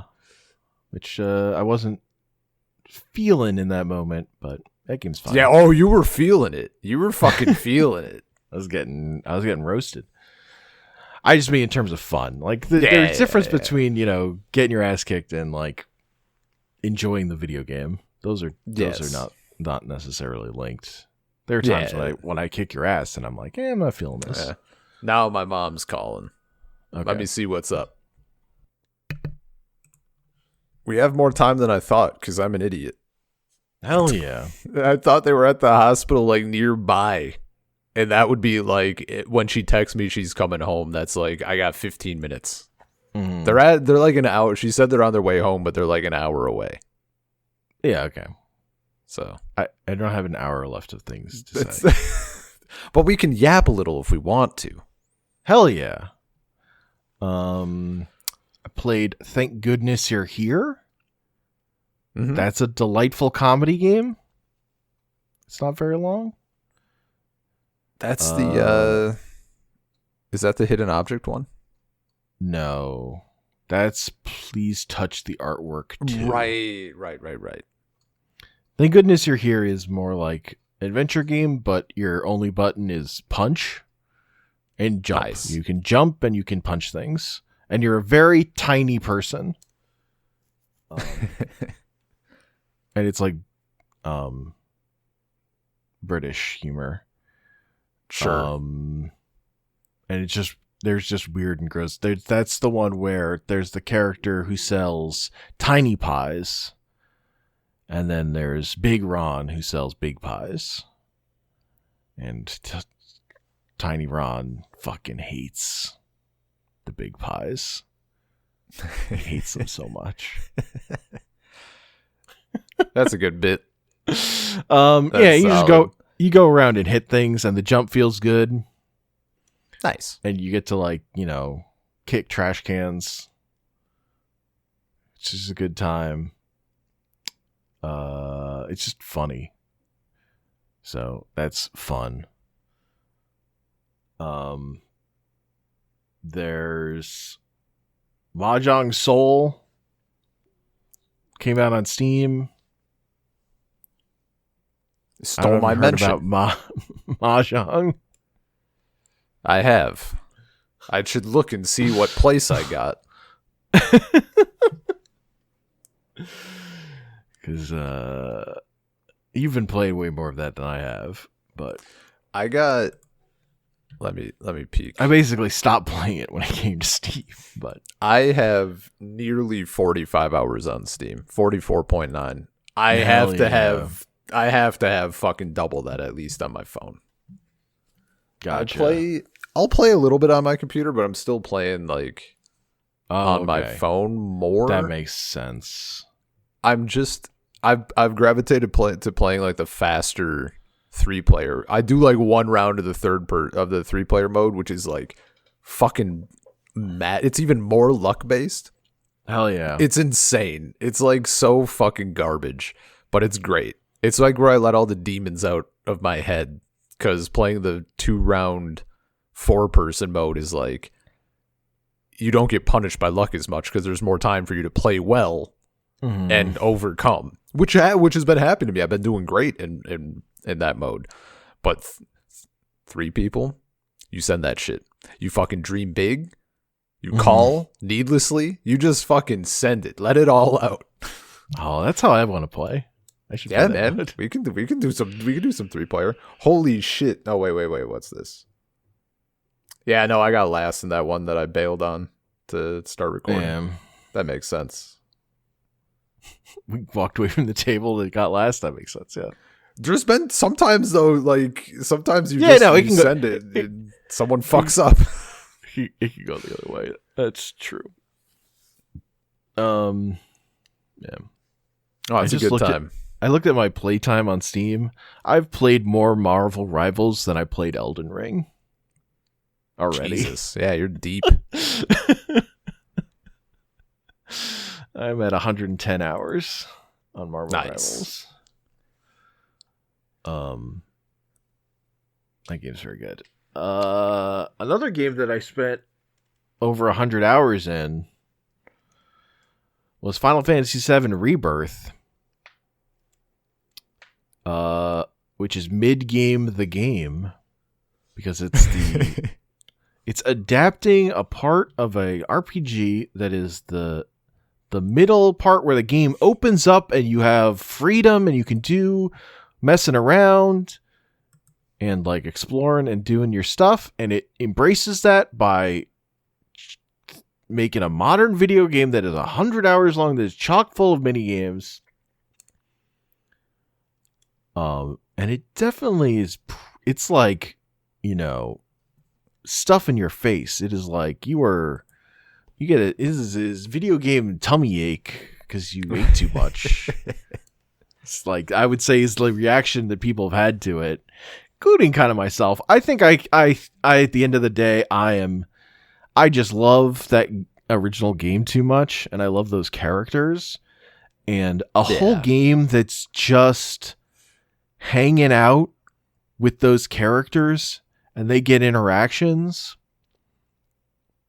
And I just get 100 hours of that. Yeah, I stuffed my face. That's what I wanted.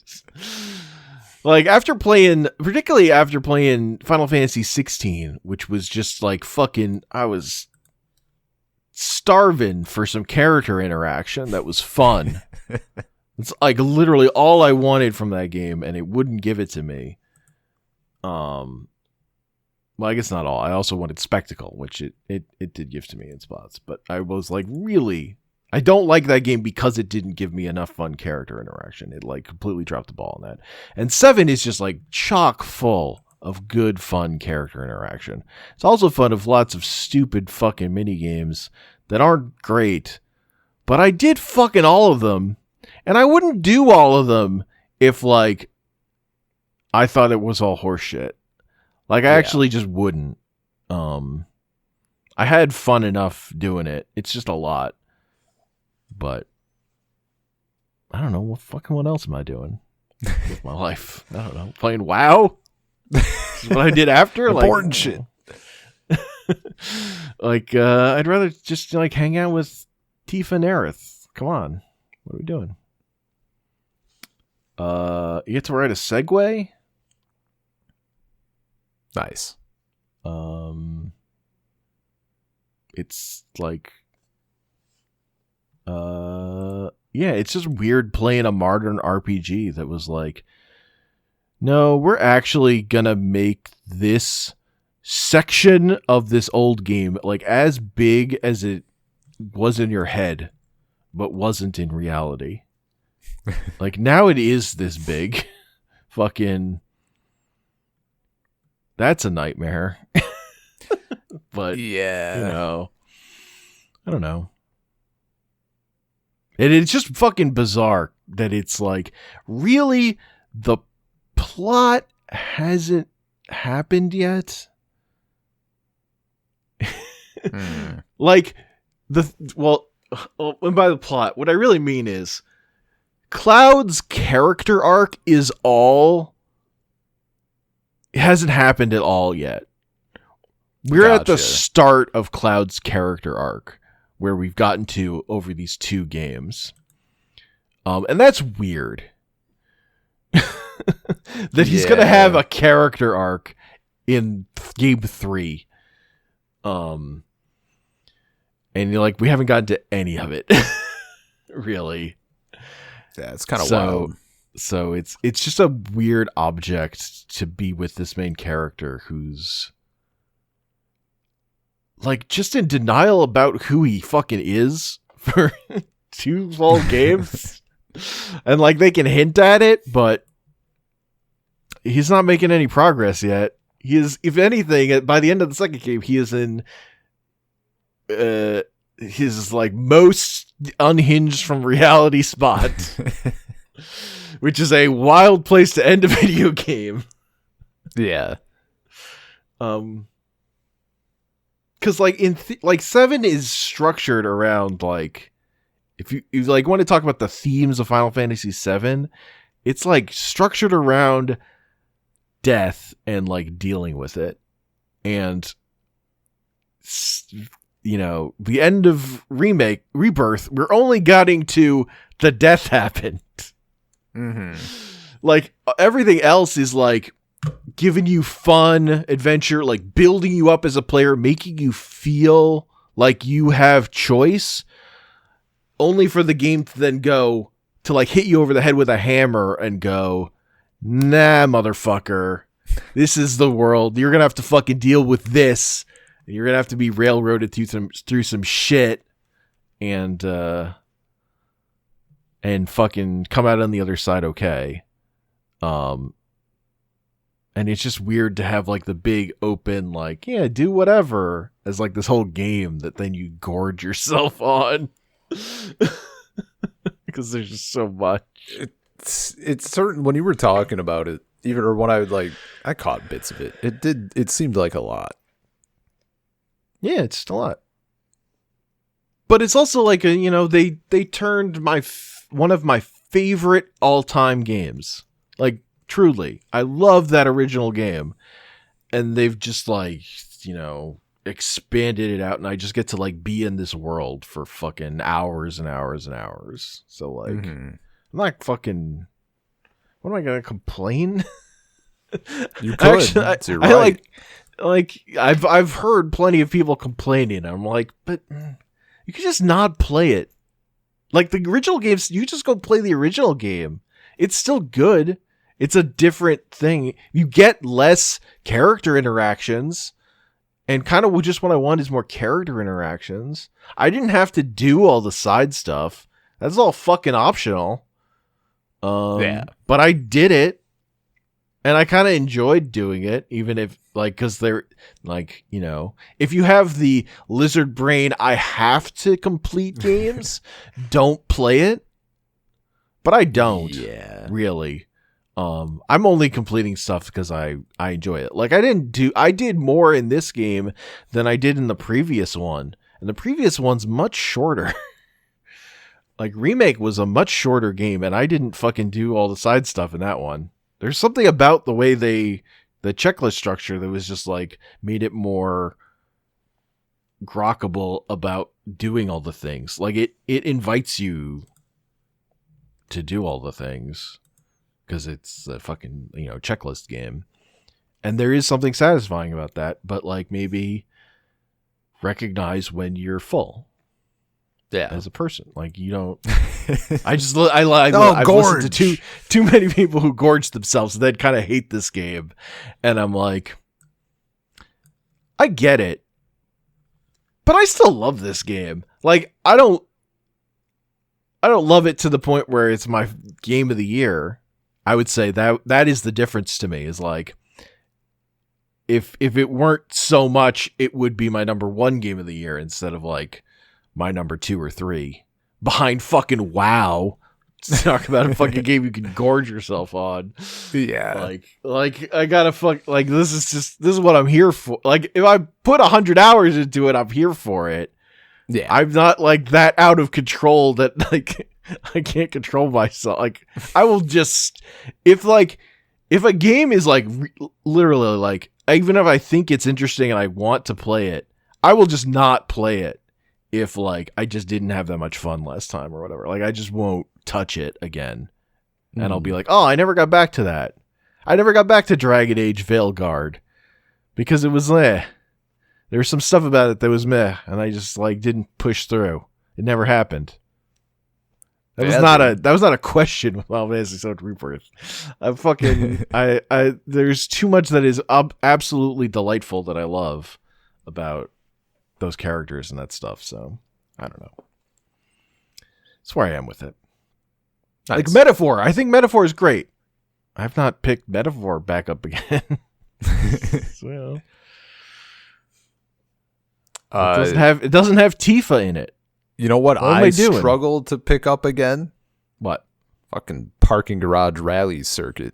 You got decimated. You were defeated. I didn't get defeated. White flag. He flew the white flag. I kind of did. At least I'm part of it. He stopped having fun. I couldn't. It's not even that I stopped. I think there's like, it's so fucking close to me continuing to have fun. Mm-hmm. Because, like, I don't necessarily mind the shortcuts. Yeah. But there's the way that the levels are set up and the way that you get boost from drifting. I mentioned this stuff to you about, like, first off, that game, I should say, that game is fucking fantastic. People should buy it and they should play it.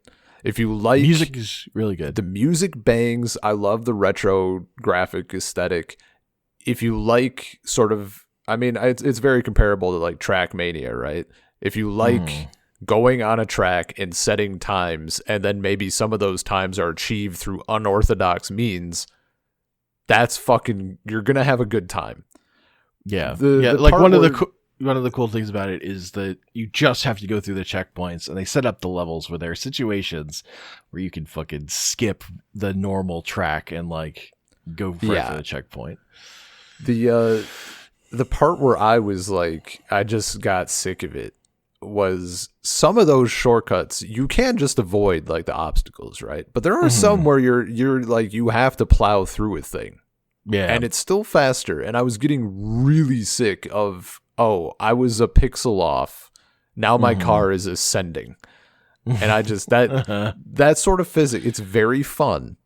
Yeah. But it's just, I was like getting lost in the sauce trying to like rebeat all of your times. I'm like, this isn't fun. Yeah. Uh-huh. Playing the game, like going back and just like doing a track like that, I'm like, yeah, this is fun. Yeah. I love finding the lines in it. The shortcuts because of the physics are like, No. Yeah.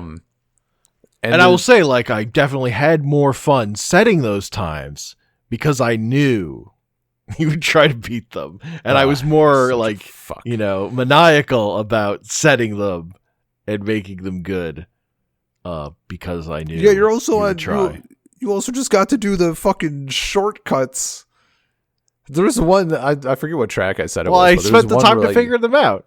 I know, but like there was one, you're so fucking suboptimal, but you just got the shortcut time. Like, you son of a bitch. I'm out here struggling because the rest of your run was also pretty clean. That's the thing, right? Like if it were so beatable, you could have just beaten it. I think the straw that broke my back is it the second map even? Where it's like you went up through the hill on the grass. You do that on the second time, but when you're coming around that second time, you're going so fast that you either have to kill your speed to go up that way. Yeah, I think the third time I didn't do that specifically. Yeah, whichever. Yeah, but there was one point where you do it and it's so much slower, and I had tried it and I just like got sent into oblivion because you nick a tree. And there's a ramp. That's the thing too. Like sometimes you're just going so fast that your car is not designed for that shit. And I was like, I took the long way around, which at that point it's shorter because of the speed. And it just my car I kept having the problem of like my car is going so fast that I need to like chill. And I don't know, man. There's that on the first track. There's like on the second lap, when you go up the ramp to the roof, and you just fly off into fucking the stratosphere, or you're going so fast. You get it's very funny against the wall, and then you have to redo that first round every time because it's the second time when you're going faster that's harder. Yeah. But you just lock in. You just go in the zone, and you're like, "This is what I'm doing. This is what I'm doing. This is fun." Oh yeah, because when you get it, it feels so fucking good. Yeah, when you lock in, when you're really whipping around on that final lap and you're nailing your corners, that shit feels so good. That's really the thing with that game. It's one of those things where like, and I think it still is, like, I think going back and forth a little bit, you definitely feel that, but like as the times get tighter, it's just you're spending so much more time, right? Less room for error. No, I wouldn't have set, if I were just playing this on my own, I would not have set as stringent times straight up. Yeah, like the part of it that I had your time to fucking beat, and like putting up a good time so that you couldn't beat it, or you would have to do this too. That's hatred. My great motivator, or whatever. I might still come back at some competing, point, but yeah, like it felt great going back and forth for a bit on those. Well, I did. You were like stuck on that second lap, and I did go in while you were playing and then rebeat your time you stole from me on level 1. I'll just take that one back. Easy. Not even fucking worried. What'd you beat me? Do you remember how much you beat me by? Was it even like significant? I was like chunking seconds off of your time. I'm like, wow, he's so ass. That first one, I think it was just like a part of a second. I think I beat just it better. Yeah, just a little more optimal. Yeah, like 0.200 or something better. Yeah. Because that first one's pretty. There aren't there's not other ways to go or anything. It's getting a bit nitpicky, but I think I also would rather they just fucking took out the start boost, or they just gave it to you. Because me accidentally nicking the trigger, and then it counts that as you pressing early, and then you can't get the boost, and then you have to start over again. I'm like, bro, this is so miserable to sit through 100 times. I mean, the only reason I don't care is reloads are fast. So Yeah, it's not like the worst. That's why I was nitpicking. The instant reload is like so fucking key to the whole thing. Oh yeah. And the fact, like, the window is pretty big for hitting it. It's just if you hit the button early, then you can't. The fact that you hit it early, it's really annoying. Like, you just have to hit the acceleration, like, after it says 2, and then your lights go on, so you know you've locked it in. Like, I like that. The window, the visual tell and like the window are huge. Like, especially when you're just playing through the game, like, it's not an issue at all. But like, the thing that's a problem is you accidentally press the button early, and then when your brain's fucking melting. And you just hold down the trigger and you miss it, and you're like, ah. That's the game, is when your brain is melting and you're just doing the same thing over and over again. That's the video game right there. It was literally getting to a point on that second level where I would be at a certain... It was like on that first when you were coming up to the top of the parking garage off of the dirt, and I'd be looking at my speed, I'm like, I'm at 82. The run's fucked. Like, it's over. Or not even... Actually, 82 was like, it's salvageable if I drive clean and do shit. Mm-hmm. But there would be times I'm like, we're at 78, it's over. It's fucking over. And then sometimes I'd be like, I'm at 57. It's fucking, I'm cooked. Yeah. You can feel ridiculous. It too. Yeah. Oh yeah, dude. It is weird. Like, the physics are so weird because sometimes you hit something and then, like, you're still, like, accelerating from your central point you're, like, looking at, and your car just, like, acts careens. Weird. It's like, it feels like it's ragdolling, but, like, just dude, forward. It's crazy. Which makes it, like, satisfying at some points, especially when you're coming, like, when you're drifting around an uphill, like, ramp, and you're, like, bouncing around and shit. That feels very fun. Mm-hmm. Yeah, and like nailing those corners when you know, if I screwed this up, I'm fucking flying. It's good. Yeah, I might. There was at least a couple of those I wanted to maybe go. Like, I think, like I said, my thing is that, like, I can't be hunting. Like, I'm not gonna fucking take back every time. But there was a couple where I'm like, I don't know. Like, you found a shortcut that I had thought about, and I'm like, I don't know if this is faster if you drive it cleaner. Mm-hmm. And it's like, that's the fucking beauty of it, right? Like, is a dirty shortcut better than really clean driving? And then can you clean up the shortcut? Like, that's the that's because the dirty shortcut, it's like, then, like, how long does it take you to get back up to good speed on the track again, right? And I haven't looked at, like, any of the world records. Well, some of them it's like, oh, they've shot below the track and they're cheating to hit the checkpoints. The camera is just, like, zoomed out, like, looking at them, like, not on the track. Yeah, because the checkpoint, like, extends somewhere. Yeah, if you see a top time that's, like, really low, or than shorter than everything else, there are some tippy top ones that are no good. But a lot of them, they're just like, no, they're just going fucking fast. Like, there's just some of them just like, wow, they're just fucking zooming around this track. Holy shit! I mean, that's like it just looks like a tool assisted speed run. Yeah, old task. They're just like constantly like drifting, and you're like, they're just going fast, but they're doing the route that I do. Jeez. Yep. Oh, dude, that's the same thing for, like, on some of those simpler, like, the winter campaign Trackmania maps. This is where I've been letting my shit out. Like, doing that. Yeah, I noticed. Just the author started. You just like, no, I'm just playing Trackmania. Well, the author times there, because it's more, the physics are more consistent.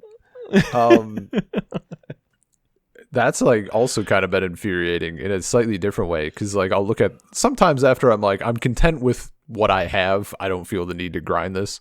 There's been a couple of times where I'm like, I want to practice this technique, and then I'll go on whatever map. But there's been a couple of times where I'm like, what is the world record doing that they're getting, like, an extra 4 seconds? And it's literally just like, nope, they're doing the same exact fucking idea that I had, but just way better. Yeah. It's so funny.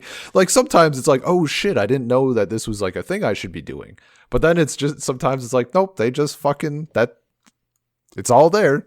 Yeah, I just want them to like hit this corner just right, and they go fucking careening out into space, and then they land there, and then that's it. They did the time. And it's like, all right, well, I'm not reproducing that. But no, they were just fucking better. They were just fucking better at the video game. Yeah, dude. Story of my life. It's always funny when in like I guess in Trackmania, but in like fighting games when people are like, how can you tell if someone's cheating? It's like the answer is usually they aren't, and you're just getting whooped. Mm-hmm. Some people just build different. Some people have 8,000 hours in Trackmania, and it shows. Yeah. Yeah. Like I'm out here with my 30 hours in Street Fighter V. I know I'm not that good, but I could beat Ben.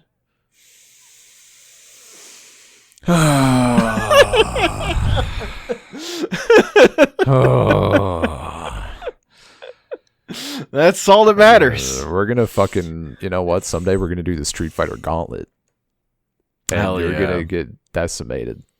It's gonna be over for you.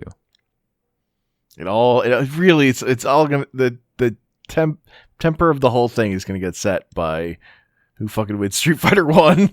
True. Yeah. It's gonna set the tone. Oh my god. I need a big enough lead before I get into 6. Yeah. The only two other games I'd really cared to mention were ones that I've talked about, which are Caves of Cud and Path of Akra. Caves of Cud. I've still not spent time with it, but that is such a cool game. Man. And it's so funny how much there is to it, and people are like your story of the guy who's like, yeah, I saw the end and I killed my character at the end, and people are like, bro, that's not the end of the game. You're like halfway. Yeah, the fact that he responded with like, it's the end for me, friend, live and drink. And they're like, no, like literally it's not the end of the story. Like, yeah. You fucked up.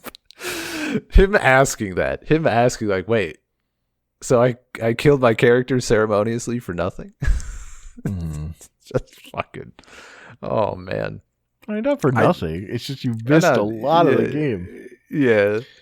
It's very long. It's very funny. They were like, we're going to do, like, listening to interviews with the devs, they were like, there's like some promise they made it like to have a faction quest for every faction.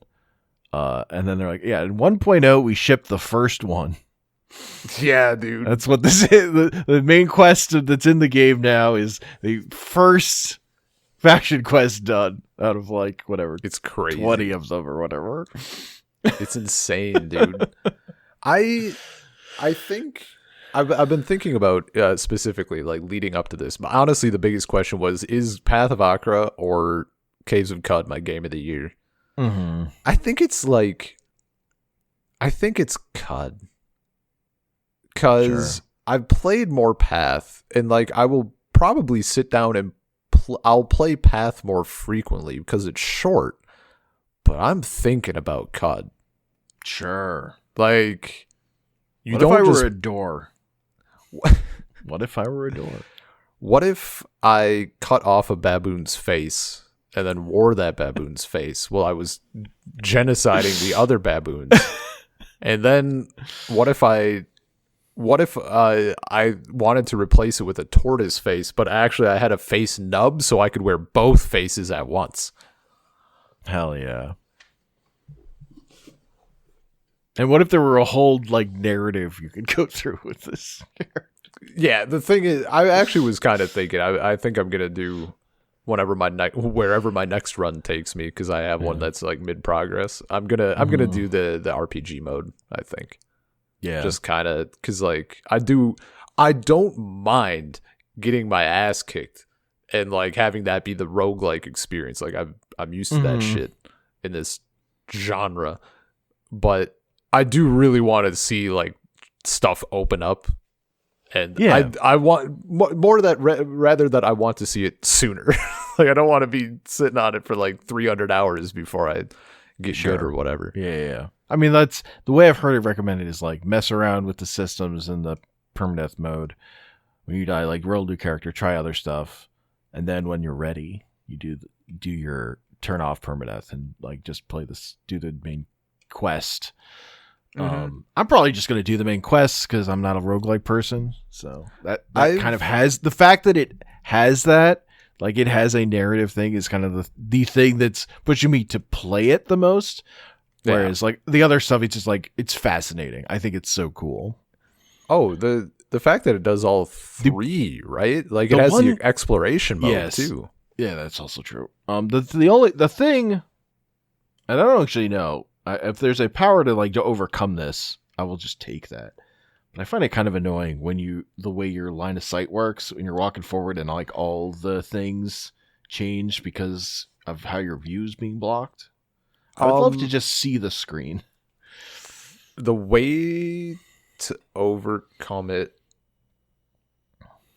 you don't really I mean, maybe there's like someone has a mod out there or something. Telepathy or something. I don't know. There's the things I can think of are like, yeah, if you have some sort of vision thing or like at night, just having night vision like makes it so that you don't have to like just wait through night sometimes. Yeah, I'm just thinking about like how I like to play video games and looking at that thing. It's like vision stuff would just make my life so much easier. I think I would enjoy it more. I think in theory, taking flight would true. It would certainly give you like in the swamp. I think if you had flight, you would have less of that. I haven't tried it. Yeah, I think there's some points where there are taller structures that it would kind of have the same problem, but I think in theory it would be better for longer. But yeah, I've seen other people with that as well, especially when you're in like the swamp and there's so many trees and stuff. Yeah, and it's just like a thing that's not what most video games are like. Most video games, you see the screen. That is the top-down perspective video game thing.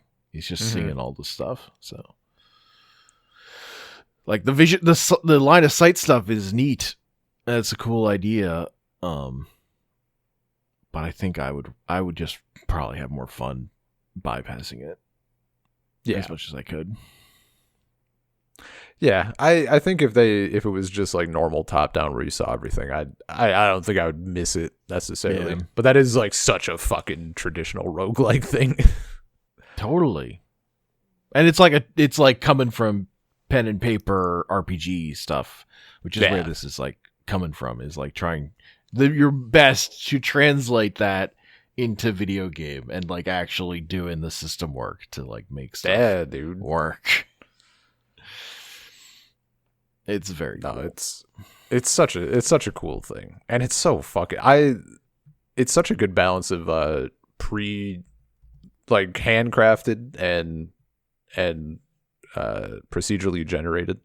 Like the lore and shit is just yeah,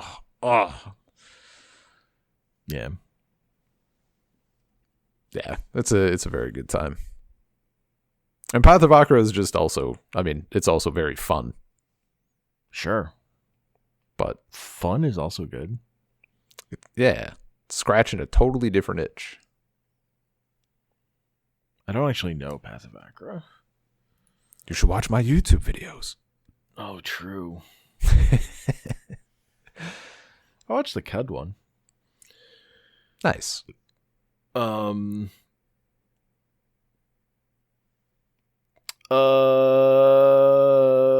I played a bunch of Foamstars, which is like end of lifing soon, if not already. Yeah, they're not developing it anymore because not enough people are spending money on it or whatever. That game is fun. That's like kind of, for non-Nintendo Splatoon. The foam stuff of like making stuff like actual physical platforms you like walk up. It's very good. It's very fun. But it just like has like not enough people playing it, so queue times are too long or whatever. Yeah, it's like queue times being too long is like the main main issue, and that it's like on console and not PC or whatever. Yeah, that's it's very funny. They're like, we're shutting it down and we're putting 2B in it. It's like, you think you would put the last ditch effort. You think you would put 2B in it to like try and save it, rather than when you're announcing 2B, you're like, but we're already shutting it down. Yeah, we've already given up.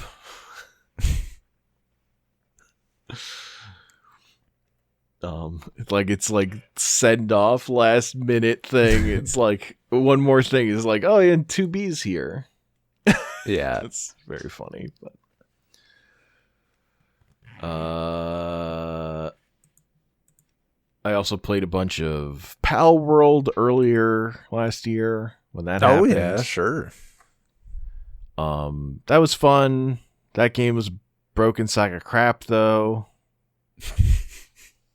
Like, it's just early access nonsense. Yeah. I got really sick of coming in and all the pals are like broken because of server issues, and they're all like at max negative condition or whatever. It's just like not chill, not fun. Like it's like Tamagotchi nonsense of like, sure, you come home for school and your thing's dead. I'm like, I'm fucking late 30s. I'm not putting up with this shit. Yeah, I don't got time.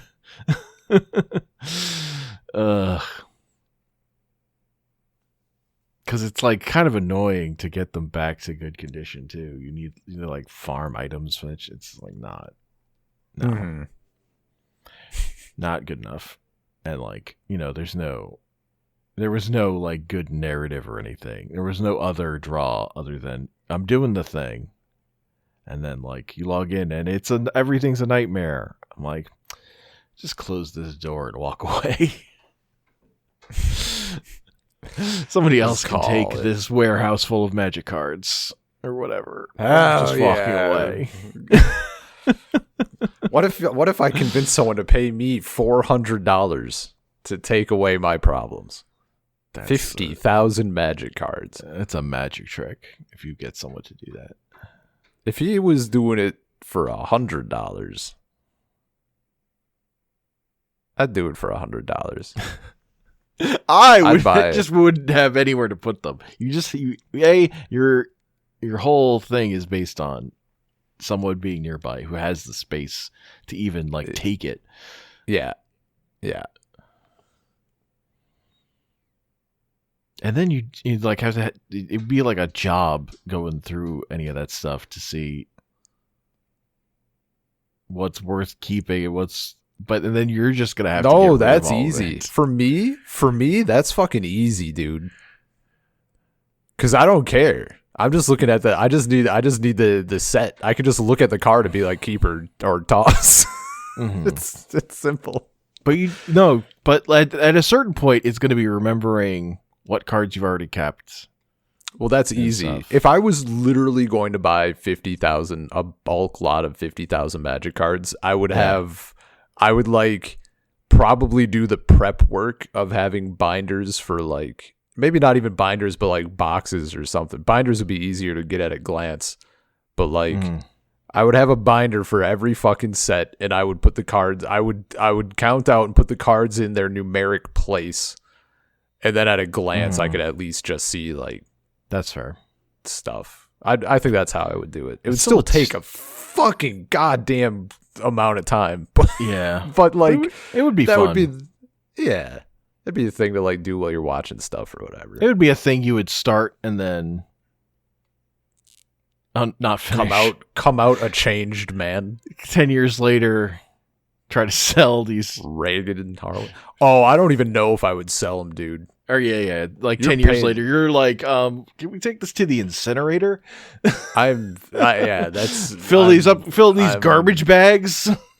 I'm giving that shit away. Oh yeah. Say free, but you have to take it. I'm not doing it. Yeah. Pick up, man. That shit. It's such an insane work. Amount. Just leave it out by the road. Someone will pick it up. Magic cards free to a good home. There's like 800 boxes. Gone by the end of the day. Because other people know that Magic cards can be valuable, and if there's 800 boxes, surely there must be some money somewhere. Yeah. For anyone listening, to be clear, I'm not hunting for money. I'm not expecting value from these. I just need that to be out there so people know. When I was looking through that one box to see like what bulk could I just give to Ben, because I literally have multiple copies of this garbage and I don't really need it, even if I'm doing literally this thing of just I want to look at the things that I remember from my childhood that I have. Like even on those grounds, like I don't need two. Yeah, I don't need two copies of this copy of Time Ebb. I have like 9 Time Ebbs. Yeah. Or whatever. I did find a card that's worth like $7 in that box. Hell yeah. I mean, that's how it goes, right? There was a Chain of Vapor in there, specifically. It was the card. Which is it's vintage playable. Hell yeah. CDH playable. Yeah. Probably should maybe wrap up. Yeah, I've been playing Astro Bot. Astro Bot's delightful. Yeah, I saw you. I watched some of it. Yeah. Watched you specifically, some of it. They made a Mario. It's an adorable little game. The thing that really makes it a Mario is that it has so much fucking polish on it. There are so many little, like, just details that are not necessary to the game. They're just there because they're fun. Like, you go over to, there's like water spilling out of a thing, and your character stands on it, and he starts like washing himself. Like, he's like interacting with the thing because he's in this specific spot. Like, bespoke animation thing. Like, there's so many little bespoke animations and stuff. It's delightful. It is so much a, hey, remember this thing? The game? Yeah. Like, I've heard people say it's not that, like, because there's some stuff in there that's like actually, like, there's the, I've done the Ape Escape level that is like a level of ape, like you get the fucking net and you're catching the thing, like it's like mechanically doing the thing. There's the God of War level where you have the axe, you're throwing the axe from God of War, like mechanically. There's stuff in there. Like, I know the Uncharted level exists, and you shoot a gun, and people say the shooting is pretty good. So there's that stuff. But there's just a lot of, hey, just look at this character, and there's no connection in the level at all to that thing. Like, you're fucking, hey, look, it's Teddy! It has nothing to do with this fucking thing you did, but it's Teddy! He's here! Gross. The very funny thing is Spyro is just Spyro. He's not an Astro Bot. He's just that's pretty good. It's just Spyro. That's a good bit. He's flying around. He just looks like Spyro. Yeah. Oh, it's good shit. Yeah. I don't know. I'm not like, this is game of the year. It's like, this is just fun and charming. It's a Mario game. Like, I've played lots of 3D. They're delightful. It's fun. Yeah. I don't know. There should be more of them. Except that, like, the reason it's good is because they spent all this money and time making polish. Yeah, dude. That's not like core gameplay. You don't want to fucking rush dumpy. But I will say, like, I've definitely enjoyed this more than the last couple Mario games I've played. Like Odyssey and Wonder, for whatever that's worth. Yeah, makes sense. Those two didn't quite hit with me. Something about the way they were built on novel experiences didn't grab me. And I have like higher standards for Mario. We talked about those. I think we actually have to wrap up now because Anya's calling. I can't ignore that one. Okay. Yeah, that's it. And I played, out. Castlevania and Dragon's Crown Pro with people. I watched a bunch of StarCraft. The one problem with StarCraft 1 currently is the best player in the world is just better than everyone else currently. So we're hoping that the oldest best player in the world coming back will be able to beat him. But that's about it. And I played a bunch of Magic, and that's it. That's all I got. Nice. We played a bunch of fighting games, but we have a different thing. We have a different episode for those. Yeah, we've got the ranking. We'll get to that one. So saltcirclepodcast@gmail.com, saltcirclepod on Twitter, anchor.fm/saltcircle, saltcircle.bluesky.social. We're on YouTube at saltcircle, where I don't know. I guess more people. It gets the numbers are so much higher on YouTube now than our podcast streams. So they're getting algorithmed. Hell yeah! Discoverability. And I'm on YouTube at Drathius. Hell yeah! Peace. Peace.